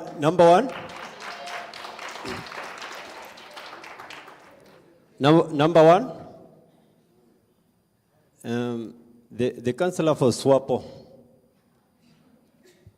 or let me just start with all the councillors that are already in the councillor. Number one, we are here to listen to what you are going to deliver. And you cannot patronize Toivo and you want also to patronize us. If the question is asked, what do you bring on the table? Very simple question, whether you come on academic orientated or experience orientated. Don't tell us A and B and B. If you don't have a degree, you don't have a degree. If you don't have a capacity, you don't have a capacity. That one is clear and loud. The other question I have is for Joseph Kawandenge. I was expecting Joseph Kawandenge to say better things on some of the things. But what I can tell what he says now is the same thing he said when he left the parliament. When he left the parliament, he quoted on the Bible. When he quoted on the Bible, he quoted Genesis. He said, Joseph, he take a detour to come back. What I can tell now, Joseph Kawandenge, he's just taking the same direction. He's taking a detour to go back to parliament for Sarali. You cannot come here and patronize us, telling us about the spoon and what. If you are telling about the spoon, those are just drainage. The municipality, they just need to make a memorandum of understanding with Windhoek VTC. And then they cater for the service to the people. Don't take a detour to go back to parliament. That one is political. Tell us what you are going to deliver. We are going to have a free education. Windhoek will be congested next year. What are we going to deliver? People are coming. Check our curriculum. We have two grades now.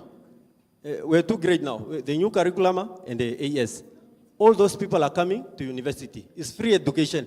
We have people that are already a dropout because we're not having financial. How are you going to cater for them? How are you going to deliver service to them? That's the question.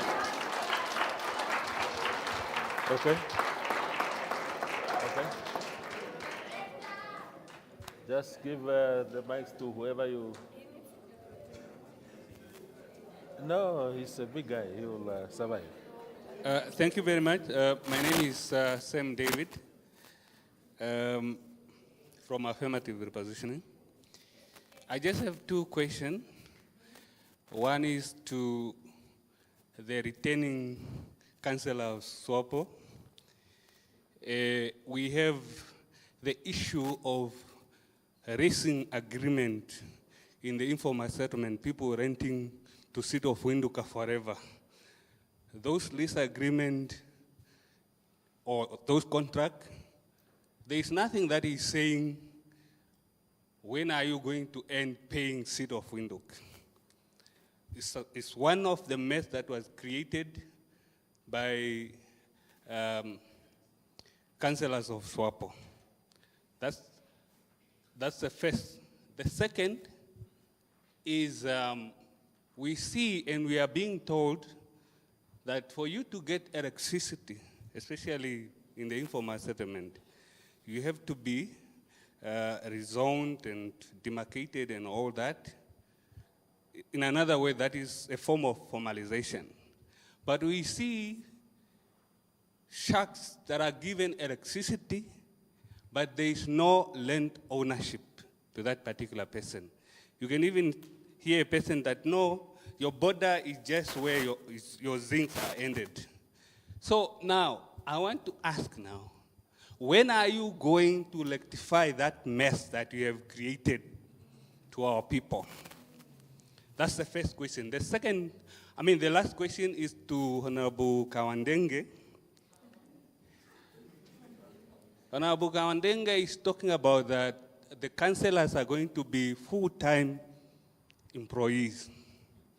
But to my understanding, City of Windhoek is governed by the local act of 23 1992. So meaning that the councillor are like, or let me say a board of directors. Are you saying we are going to have another body as a board of directors? Thank you. Thank you, thank you. So far, so good. Yeah, you should have gone to somebody else because it looks like it's AR again, but she has the mic already. Let's just give it to somebody else who's not AR for the next one. No. Yeah, no, yeah, please. Yeah, please proceed. Good evening. First, before I say anything, I just want to make a comment. Dear Honorable that are sitting there, if you have already been in office for the past 30 years, you sitting there and speaking of informal settlement and the change that you want to bring, it's an insult to our people. Because you have failed us for the past 30 years, you failed to bring rent services, and now you want to change it. How? We are no longer your voting fools. We will change it. So. Okay, let's be civil. Let's use the language that is okay. But let's continue. Yeah, my question, it's going to Mr. Msherelo. On the youth unemployment, Mr. Msherelo, you are famously the voice of the struggling masses and the youth. Beyond protest and public demonstration, what is your specific costed plan to create sustainable job for Windhoek's youth within your first year in office? Can you name one flagship project you would immediately initiate? Question 2, it's again for Mr. Msherelo, on informal traders. You have been a strong advocate for informal traders. While stopping municipality policies harassment is one thing, what tangible long-term solution does your party propose to formally integrate this through access to credit, permanent trading spaces, or sanitation facility? Thank you. Thank you very much. We take 3 more. I just give that side also. There. Good evening. My name is Sean Garizep. I'm a resident of Windhoek and also a representative of commerce ratepayers. First and foremost, I want to thank Mr. Toivo for creating this beautiful platform. And I want to start by making a comment. Incoming councillors, my colleagues, welcome to City of Windhoek. Mrs. Sade Governors, I want to thank you for a comment you made when you said there are challenges and things that you must be aware of.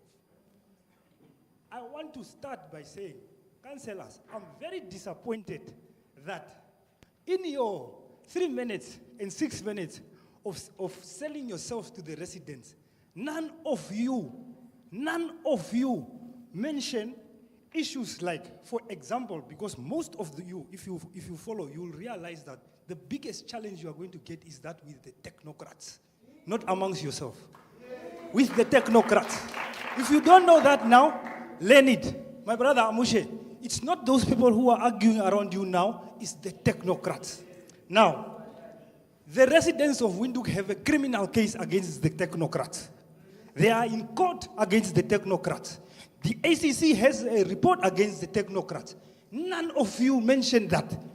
The city of Windhoek sits with a liability bill of 1.3 billion, caused by a defective billing system. 230,000 people are in the informal settlement, 200 in Windhoek proper. Those are the people we represent. Those are the people I'm talking about. Also, there is a 750 million taken back by the urban minister, Mr. Honorable James Sankwasa. There is a 2027 informal. Let me just hold you there a little bit, Mr. Gariseb. I just want to inform my colleagues in studio that, because we are supposed to go until 7:30, that the TV colleagues in Eros can switch to their news. We will continue here, and for those that are watching from home, you can go to the Namibian Sun Facebook page. There's a link there, YouTube link. Also on Twitter, the Namibian Sun Twitter page, there's a link of this live conversation. So we will continue for a few more minutes, but the TV colleagues can jog on. Please continue, my brother. So what I'm saying is, nobody speaks on that lack of implementation plan for the informal settlement. Nobody speaks of that, including what happened at Havana 4 is stopped, where about 380 people were supposed to be relocated. That has stopped. Nobody speaks of everybody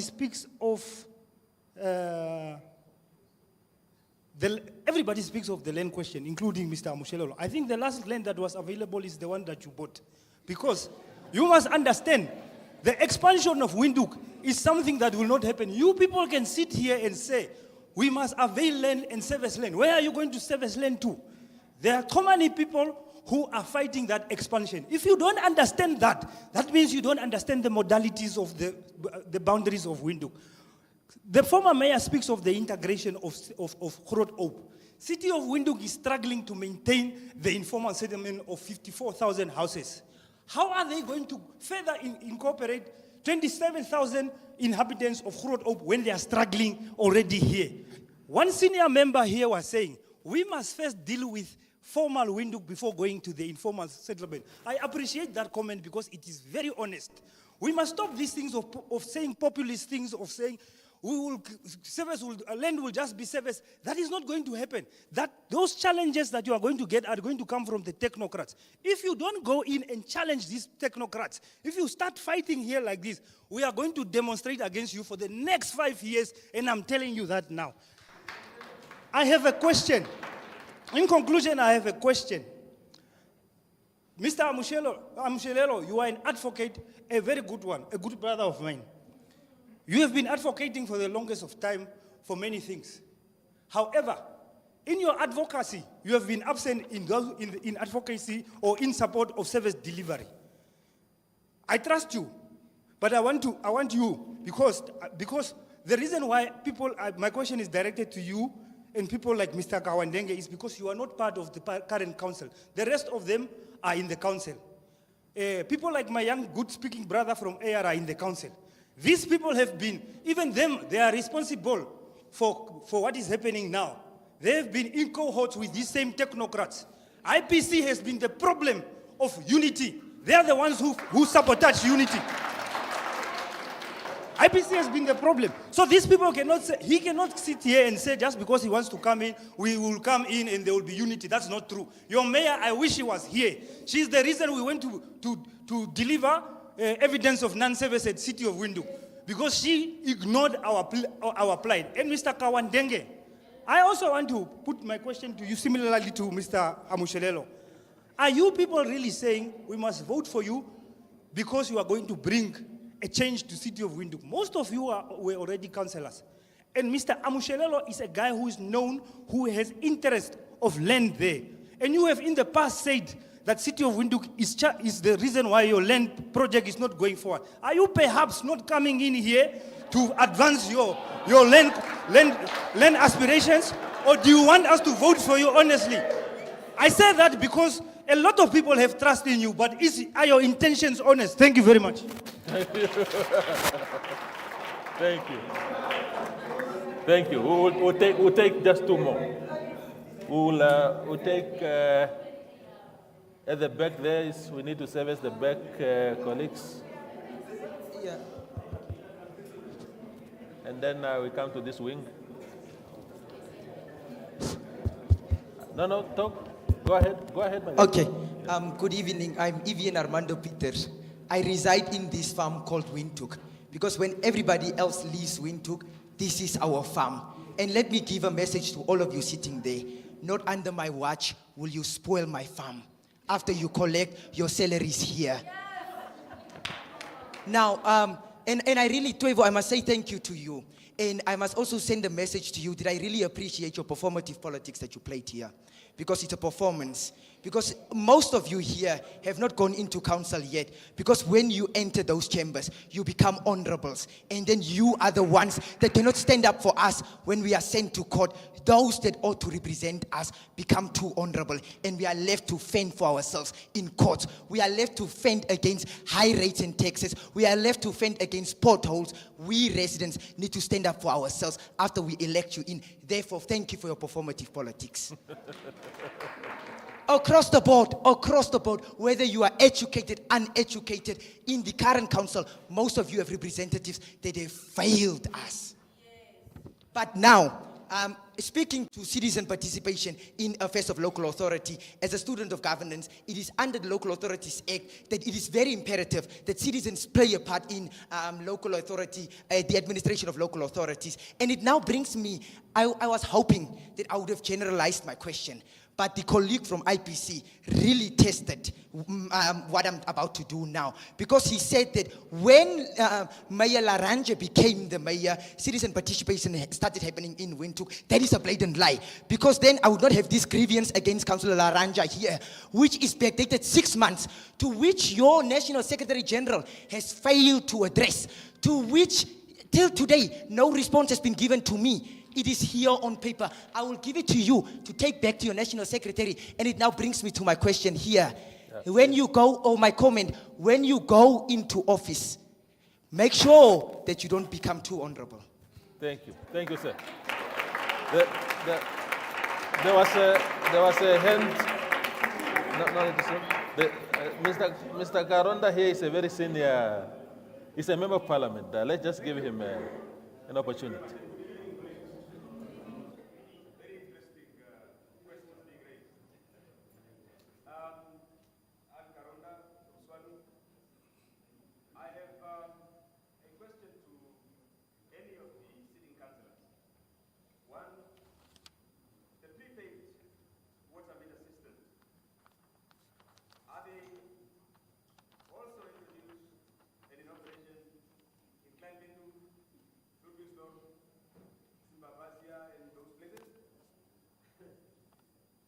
Or are they only in our suburbs? It's a very pertinent question because it appears as if for the past many years, we've been voting these black councillors into office, but to preserve and protect the property and capital interest of people on this side of the city. So I'm not too sure how any black councillor can be proud of themselves presiding over a situation in which your very own kith and kin have to sleep in corrugated iron houses in Karutura for all of these years. And all you are doing here is giving us one excuse after the other as to why that problem can never be resolved in the shortest possible of times. The second issue, in previous times, we have seen municipalities sending out their employees to go and disconnect the supply of water in our areas, as well as electricity. But in recent years, when SWAPO took over, that no longer happens. It is your poverty that disconnects your water supply. It is your unemployment that disconnects your water supply. Because if you can't pay, the water will not run. So you are given a burden to feel as if your poverty is your problem, and your poverty is the reason why you don't have water, and therefore you must blame yourself. Now it is in your hands. Now the colleague from SWAPO wants to tell us that this is the kind of leadership he would want to come and replicate or continue. I think if at all we want to do ourselves justice, colleagues, and I'm glad I'm seeing a lot of people here who don't seem to be towing the SWAPO line. The best thing you can do is make sure that SWAPO never comes in. That's the best thing you can do. Make sure that SWAPO never comes in. Make sure that it never comes in. Thank you very much.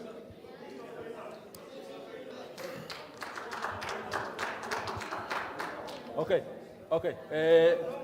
Just two more people. No, AR, we have, I'm sorry, but yeah, give to Mr. Gregory there. I see Mr. Gregory, and then the gentleman in black at the back, in the interest.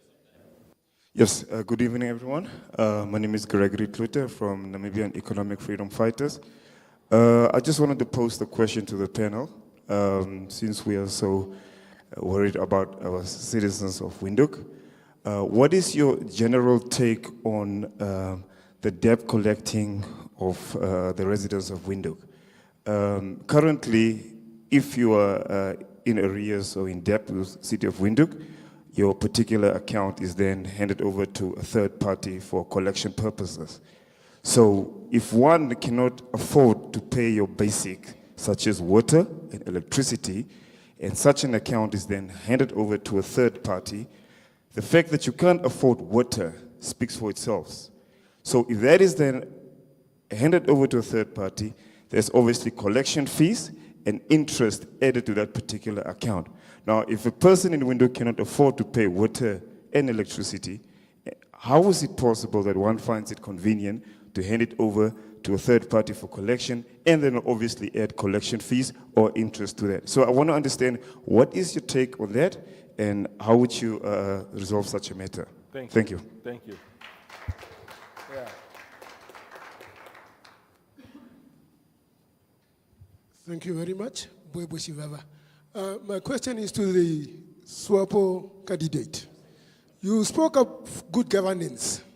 I don't know how you justify good governance, but my point is SWAPO government, or the government institutions, are one of the institutions that owes the city of Windhoek a lot. And yet you speak of good governance. How will you balance that, or how will you convince us to give you another mandate while you are failing to pay the services of the city of Windhoek as government? Thank you very much. Thank you. Now we have to return to the panel in the interest of time. I'm sorry for those that could not pose their questions. It's the nature of the beast. I will start with Dala from the ruling party SWAPO, because first, Mr. Karonda here, a former member of SWAPO himself, says SWAPO must never come back in this council. And we have the gentleman who just posed his question now saying when government institutions are not paying their dues to the city, somehow it's also a SWAPO problem.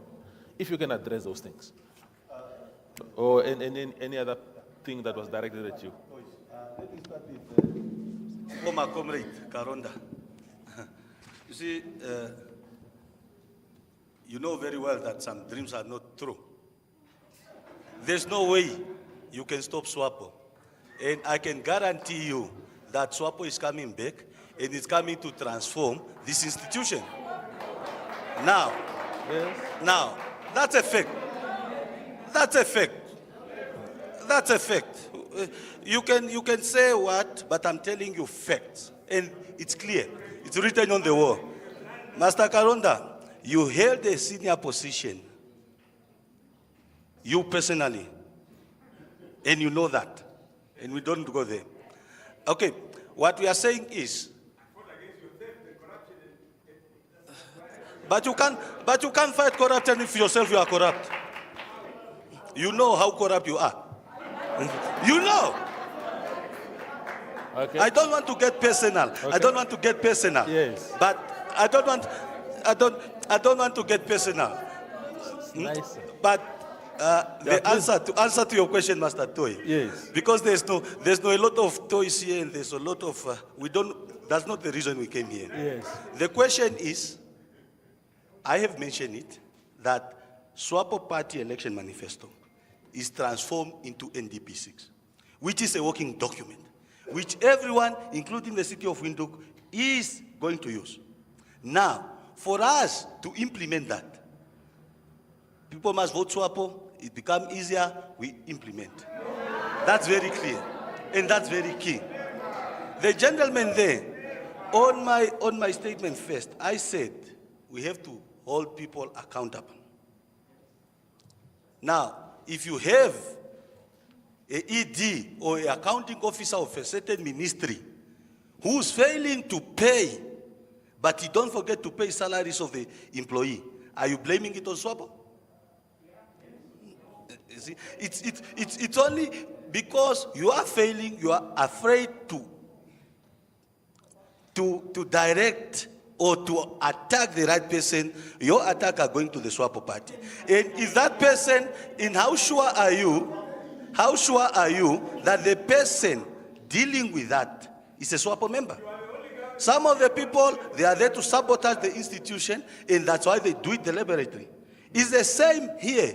When you are here, you owe $1,000, your water is cut off. Yeah. Somebody who owed 20,000, the water is not cut off. But the very same person is cutting off. Yeah. Holding a person accountable is the most... Yes. No, I think, yes. Because, I think look, toys. Yeah. If it's becoming a political attack, that's not the reason you call us here. Yes. And we are seeing elders, like the gentleman there, are a member of parliament, so to say, who really knows how to, and supposed to know. Yeah. If it's, look. Yeah. No.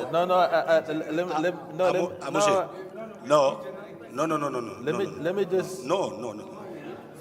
I think the questions were posted to me. Yes. I'm responding. Yes. And it's them who are coming in. They had their time to ask questions. Mr. I have my time to respond. That's very clear. You are our And senior. it's not the question You are our senior in the house. I'm not Please going to be put on the corner by lead us with. Yeah. No. I think the temperature is good. I have no qualms. I think it's the science of the times. It's the science of the times. But if you can wrap up, yes. Yes, let me wrap up. The thing is, it's very clear, colleagues. We are saying, let's hold people accountable. Yeah. And accountability will be the key to say what's wrong is wrong and what's right is right. When we are talking about good governance, we are aware of certain aspects or certain things going on which are not in accordance or in line with good governance. Yeah. If you are talking about corruption, we have seen it's not only SWAPO members who are arrested by ACC, there are also other people. But we are saying corruption is wrong. Let's agree to that. Yeah. If we are saying service must be delivered, irrespective of what political party of affiliation, service must be delivered. Now wrap up. Just there's a question that was meant by Gregory here about debt management. If you can just, in not so many words, wrap up that for us from the SWAPO perspective. My brother Kawandenge is CSM by CN. When Red Force first came, we never accepted it, and they can testify to that. Red Force become effective with the current leadership. Yes, and we have to admit that. Now, with the current leadership, they know what they did.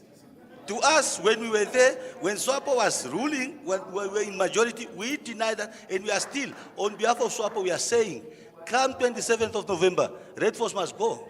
That's very clear, and we are not going to Mickey Mouse with that. We don't need it. Thank you.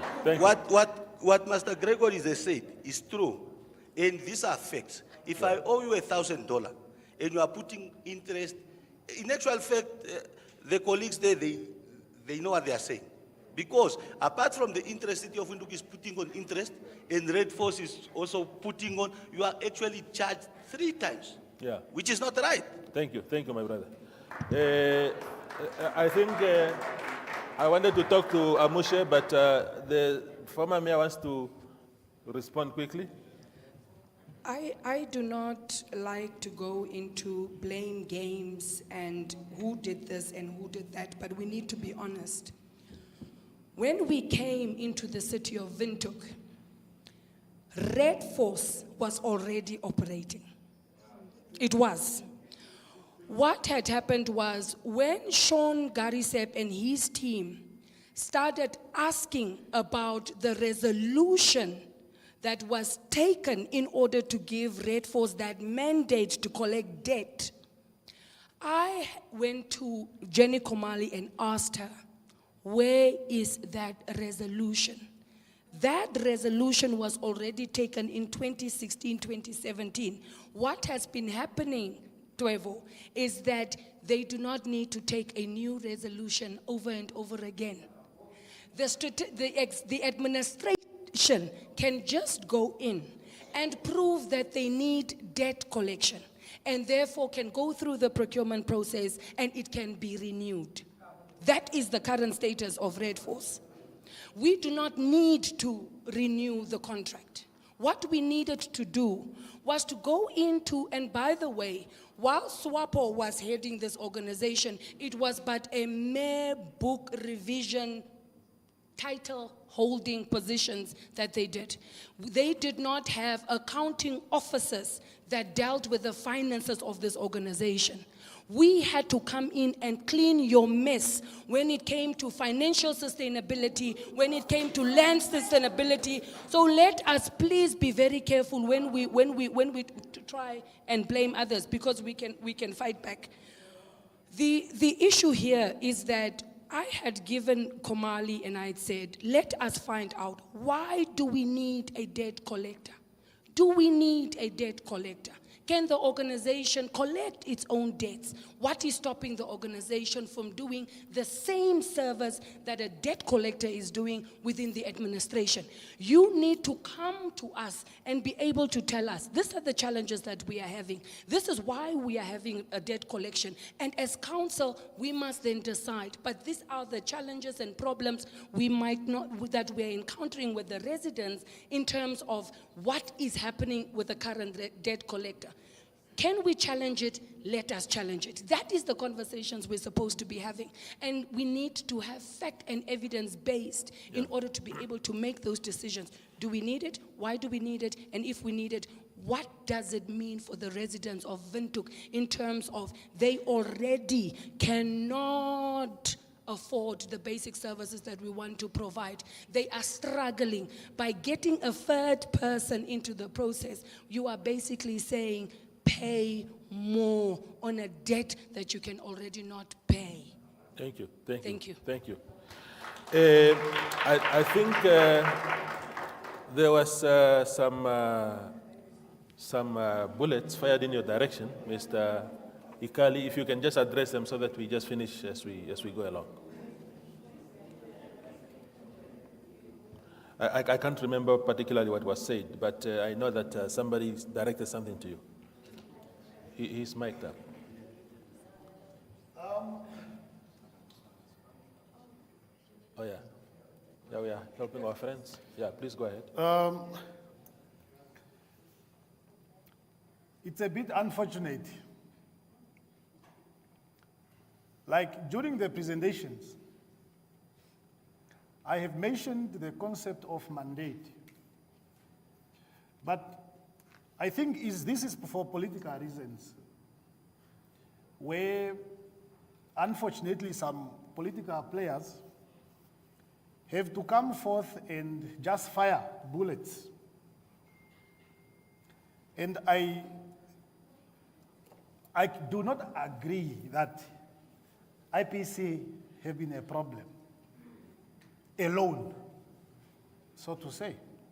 If IPC has been a problem, then all the councillors, all the political parties that way, or that are in the council, are part of that particular problem. But I am basically feeling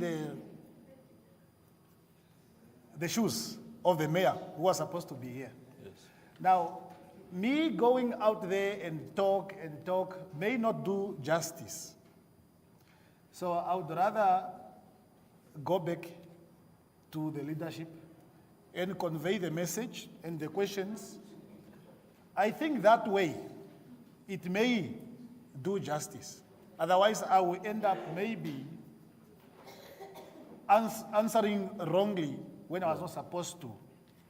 So, but the thing is, when it comes to us as IPC, we are always to lead with integrity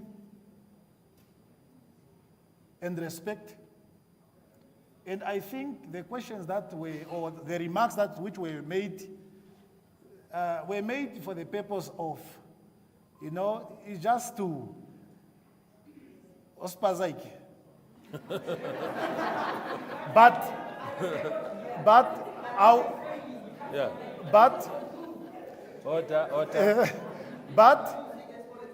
But the thing is this, that the gentleman who presented and is showing that he's having a document, I would not deny or reject having that document and have a look at it and pass it further.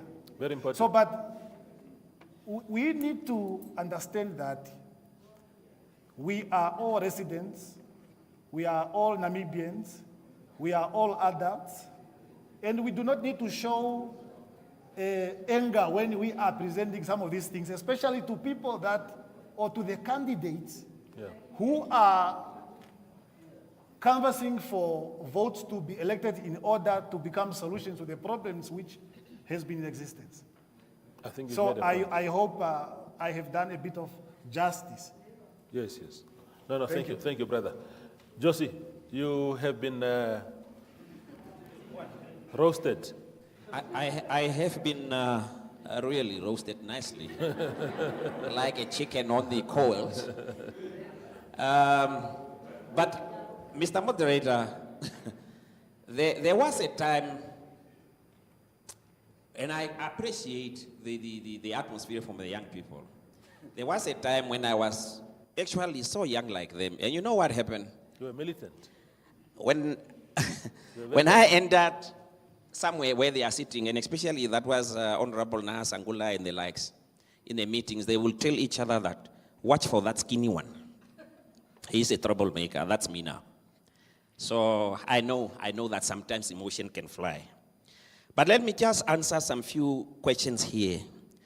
My good brother there that says, I have taken people on a detour. Yes, I have. And if you check them on social media, they are clad in yellowish T-shirts and they are following on our detour. Now, they understood where I'm taking them to. So that's why they are part of the detour process. So, because Namibia, it's a multi-party democracy that allows everybody to form, to belong, to go and canvass for support, and for people to follow you based on your ideals and principles. So I have made that detour, and I'm very happy with it because they are looking very nice on social media. So that's one. Two, I think my brother here just misunderstood me. I did not say that city must change, board of directors or bring in any other board of directors. I said the current setup within the city of Windhoek, and some people are really surprised when you say these things.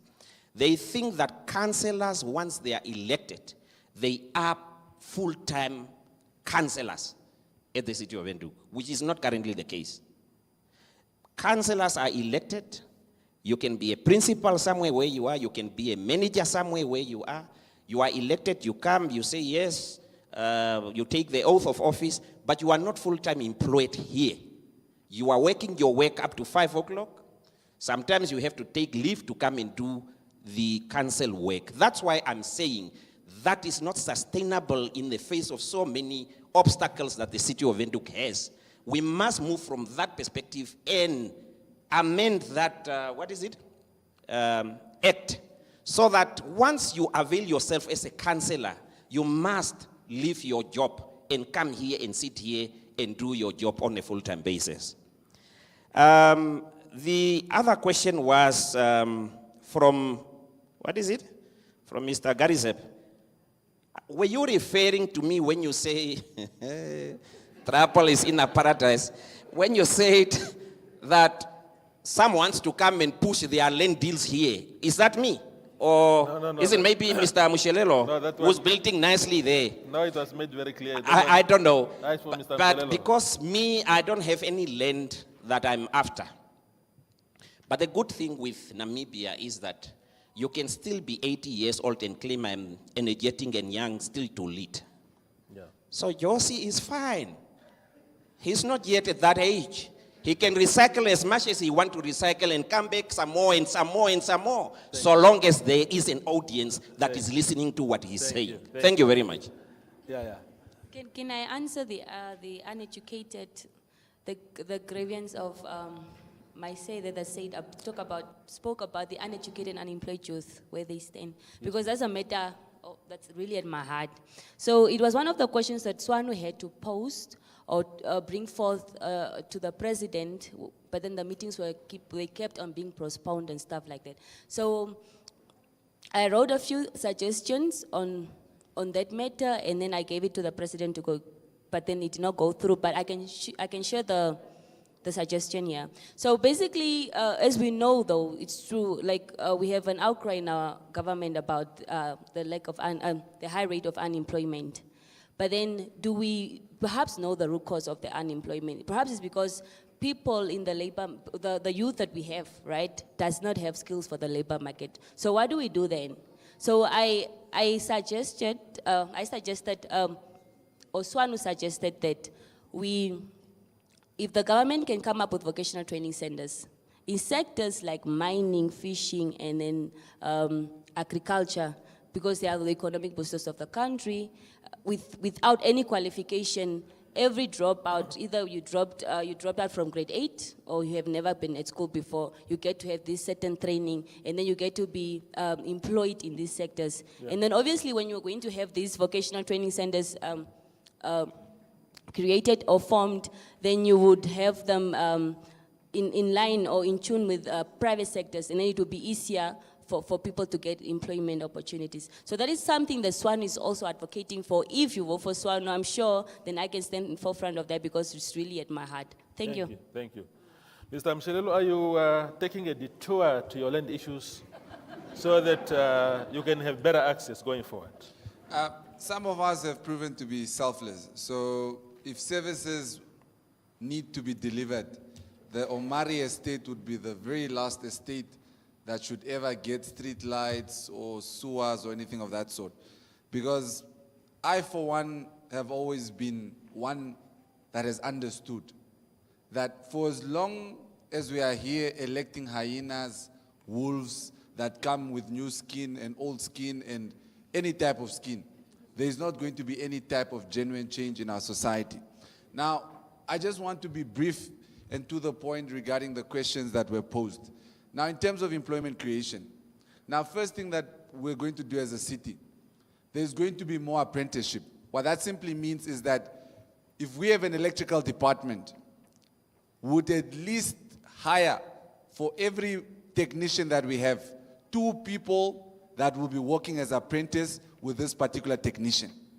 These people, when there's a call to say that the substation in Katutura is off, these 2 young people would accompany this technician and they'll start learning the job or the training or whatever on the job. And then obviously this person has to be compensated for this. Now what this is simply going to do is you are now going to have a situation where you have enough manpower. Because what I've realized is sometimes you have a situation where there's a pipe burst in Katutura, there's a pipe burst in Ausblick, pipe bursts are everywhere. So now you only have this team that must first go fix the high priority areas. After they are done there, they are maybe too tired or whatever the case is. By the time they reach Katutura, it's knock-off time. The policy says you can't work overtime and all this other nonsense. So there's always delays. So that's the first thing in terms of employment creation. Now, the second thing that we need to do, let me just quickly go to my notes, is 24-hour services. It bothers me that why can't a pothole be fixed at 2 o'clock in the evening? So that when you drive in the morning, that pothole is fixed. Recently, I saw them painting streets literally during the week, and it's a traffic rush hour. Colleagues, these things used to be done on a Saturday or on a Sunday. But we have sufficient lights. Who says that the sun is the only thing you need in order for you to paint a street? So we are going to introduce 24-hour services so that whenever there is something that needs to be fixed in the city, it can be done literally at 3 o'clock, at 4 o'clock, at 5 o'clock, at 6 o'clock, whatever the time it needs to be done. Then we need to introduce new SME hubs. The only place you can go in Windhoek where there's no unemployment is at these areas of Komboni and these industrial parks. Those people there, they are not looking for jobs because they already can work for themselves. Now the problem is we have situations where we are sending young people to VTCs, we are sending them to universities. These young people are graduating with good ideas, but now when they need office space or they need industries where they can operate from, these industries, we have turned them into churches. I currently have a workshop. While I'm busy with my work, all I hear is out, out, out. Now I'm trying to figure out what is going on. We must be able as a city to say that industries must be for industrialization. We cannot have a situation where we have young people going to pray for jobs in a place where they are supposed to be working. So the churches must go back into the communities and please pray for our people in the communities. But industries must be there in order for us to create jobs for our people. The other thing that we are going to do, the uniform. Time, my brother. Time. My questions are many, so let me then the street vendors. Address the land one. Okay, street vendors. Now the street vendors, we must be able to understand that you can go anywhere in the world, there will always be an informal market. Doesn't matter, wherever it is. Some of us have traveled. There is always going to be an informal market. But now what is interesting for me is that recently there was a report that says that the informal market actually brings in more revenue than our mines. But yet on a daily basis, we are harassing these individuals. Now, what is the basis of this harassment? These people don't steal. These people are merely just looking for a source of income. So what we are going to be doing is we are going to be hands-off in terms of street vendors. These are our mothers, these are our fathers. They are only trying to provide. Now, it is a shame that the city literally dedicates resources to chasing street vendors on a daily basis. And then you wonder why your cell phone is being grabbed, why you are being marked, why you are being robbed, or why there's no car to attend to actual crime that is happening. So the mandate of the city police, if they are not going to be policing in terms of making sure the city is safe, and their mandate is just to harass people, we are just simply going to dismantle them the same way they were formed. And then maybe we can divert those resources to more essential things, because it seems to me those nice salaries they are paid, they've now become so fat, they no longer feel the pain that what they do not have is not what others have. But it's also not their fault. It's the policy makers that need to change, because they are only enforcing the laws that are there. So the laws must be changed to make it sure that they are friendly for our mothers and sisters and brothers and uncles who are selling stuff. Thank you, thank you. Yes. Nata, I don't... yeah. Can you hear me? Yeah, please address that quickly, just in not so many words. Are you here for land? No. Unfortunately, I'm not here for land. I genuinely wish I was here for land. In fact, I was contemplating, should I run or should I not run? Because politics, I've lost so much in this politics. You know, right now I'm in business, and Toivo, I'm doing very well, if I should tell you. Doing very well. But now I'm fearful that if I get back into this politics, that they might again come and take away my new underwears that I recently bought. But some of us, we are not fearful.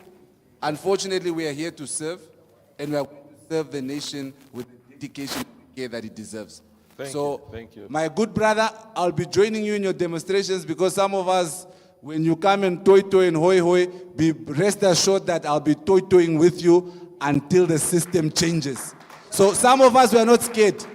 to Toy Toy or when people come to Toy Toy. And in fact, I'm very genuinely happy that we must be able to put aside our differences and be able to tackle issues as they are.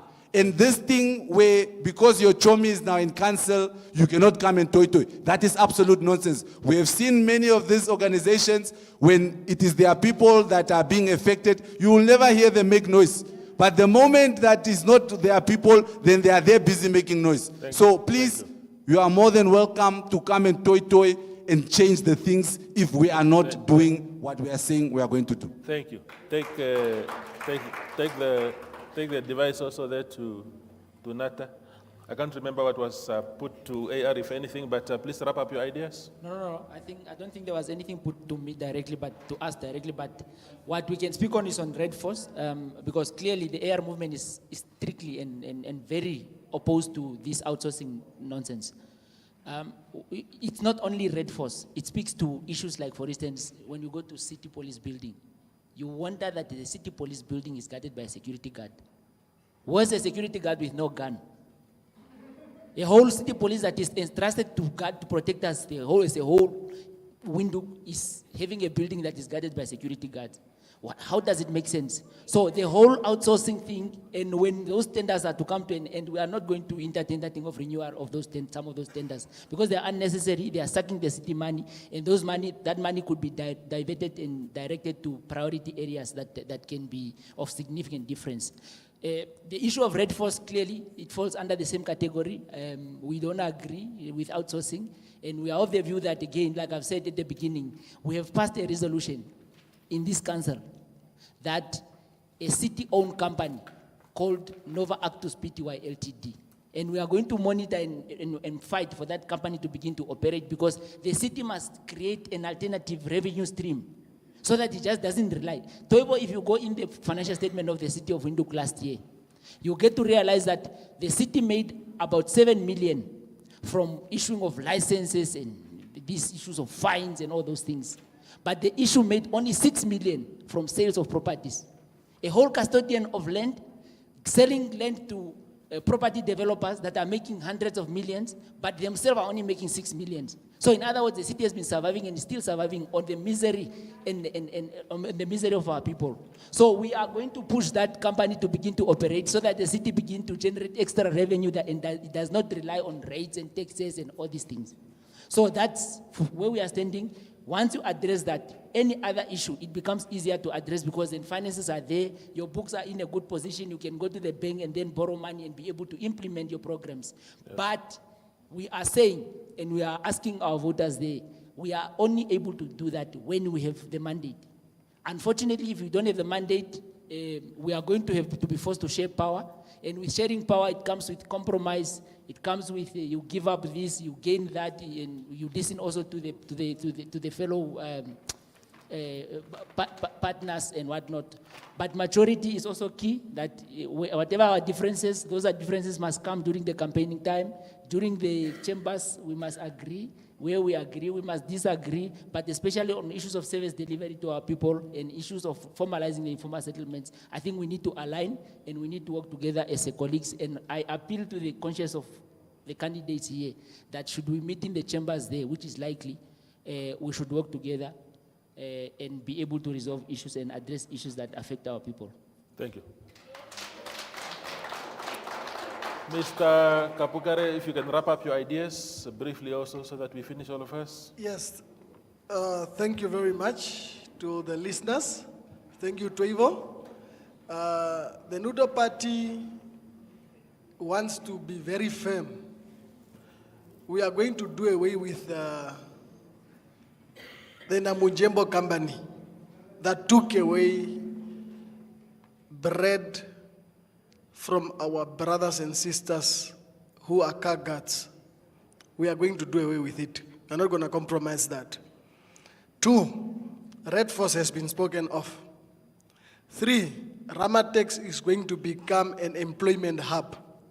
4, we are going to implement a system where we have the cheapest housing structures, but concrete. 4, safety and security in Windhoek has gone down the drain. We are not safe any longer. Our children are not safe, our mothers are not safe, our sisters are not safe. We are the change. We have to activate what has been sleeping. 5, we have a problem with our taxis. We don't have proper infrastructure for our taxis. I believe in this term, we are going to create proper structures for our pedestrians and the taxis. 6, the Nudo Party is going to grow in number of seats. The voters out there are looking at a projection of 3 seats in council. So I hope it is going to be a jolly ride, a lot of work from the Nudo Party, working in collaboration with all the other political parties. And I want to conclude with 2 aspects. I will start with Honorable Kawandenge, who served us at the highest level of this country. Yet again, you want to come back and serve us here. I believe it is not fair for you to want to do that. You were a key decision maker at the highest level. So it's not fair. The youth should look into such. Thank you. Number final, which is SWAPO Party. The SWAPO Party has failed the Namibian people. The SWAPO Party has lied to you people. All that you have been dealt with is blows left, right, and center. Windhoek was never saturated in sharks as we speak. Back then, we had a city of Windhoek that would collect waste every Thursday, the whole of Windhoek. There was no calendar different from that. Those municipal trucks would collect the bins and make sure they are disposed of correctly. Today, we cannot even maintain the cleanliness of an ordinary street. Our streets, Independence Avenue, is filthy. We have vendors that are in the streets because why? We allowed certain things. I am not going to compromise the cleanliness and laws of the city. We have people that are in every corner of our city. Yes, they are making ends meet, but can we not structure them correctly? Thank you, my brother. I believe there are proper mechanisms in place that we can employ and explore and share as a council. We want a clean city, we want a safe city. Windhoek is home to some of us. We are not coming from elsewhere to be given an address in Windhoek. Thank you. Thank you. Mr. Semba, you have the right of throwing the last die. The last dice? Yes. My English bundles are gone also now. Yeah, please wrap up your ideas for us, PDM. Is it the throw of the last dice? Yes, that is the expression. Thank you, sir. Thank you so much. First, let me reply to the question of Mr. Garise. I think one key element is that when you are guided by the question or topics that we are discussing, I think it's going to be inappropriate to respond to things that did not come to be discussed. So the issue of the technocrats vis-a-vis the councillor issue is definitely a hard topic. It's something that we cannot run away from, because in the past, it was to the extent that some items, when they come to council level, people remove some pages just to make sure that, to some of us who would read to understand the motion, you will realize that this motion is not speaking or flowing correctly. And you would want to understand, why would this item jump from here to this conclusion? What happened? When you go to the management committee agenda, you realize that some items have been removed to come to council. So you are taking a decision on an issue that is not a full story, but half of the information is that we were given to make a proper, to come up with an informed decision. And that thing was a problem. So the issue is, these technocrats know we are here for 5 years and they are there forever. So that fight is something that we're not going to take lightly. We are going to be very serious. And in the past, I have a record to have taken some of the technocrats to court, just to make sure that the process has to be free and fair. If it is corruptly done, I was ready to take out money from my own pocket to take this individual and council to court.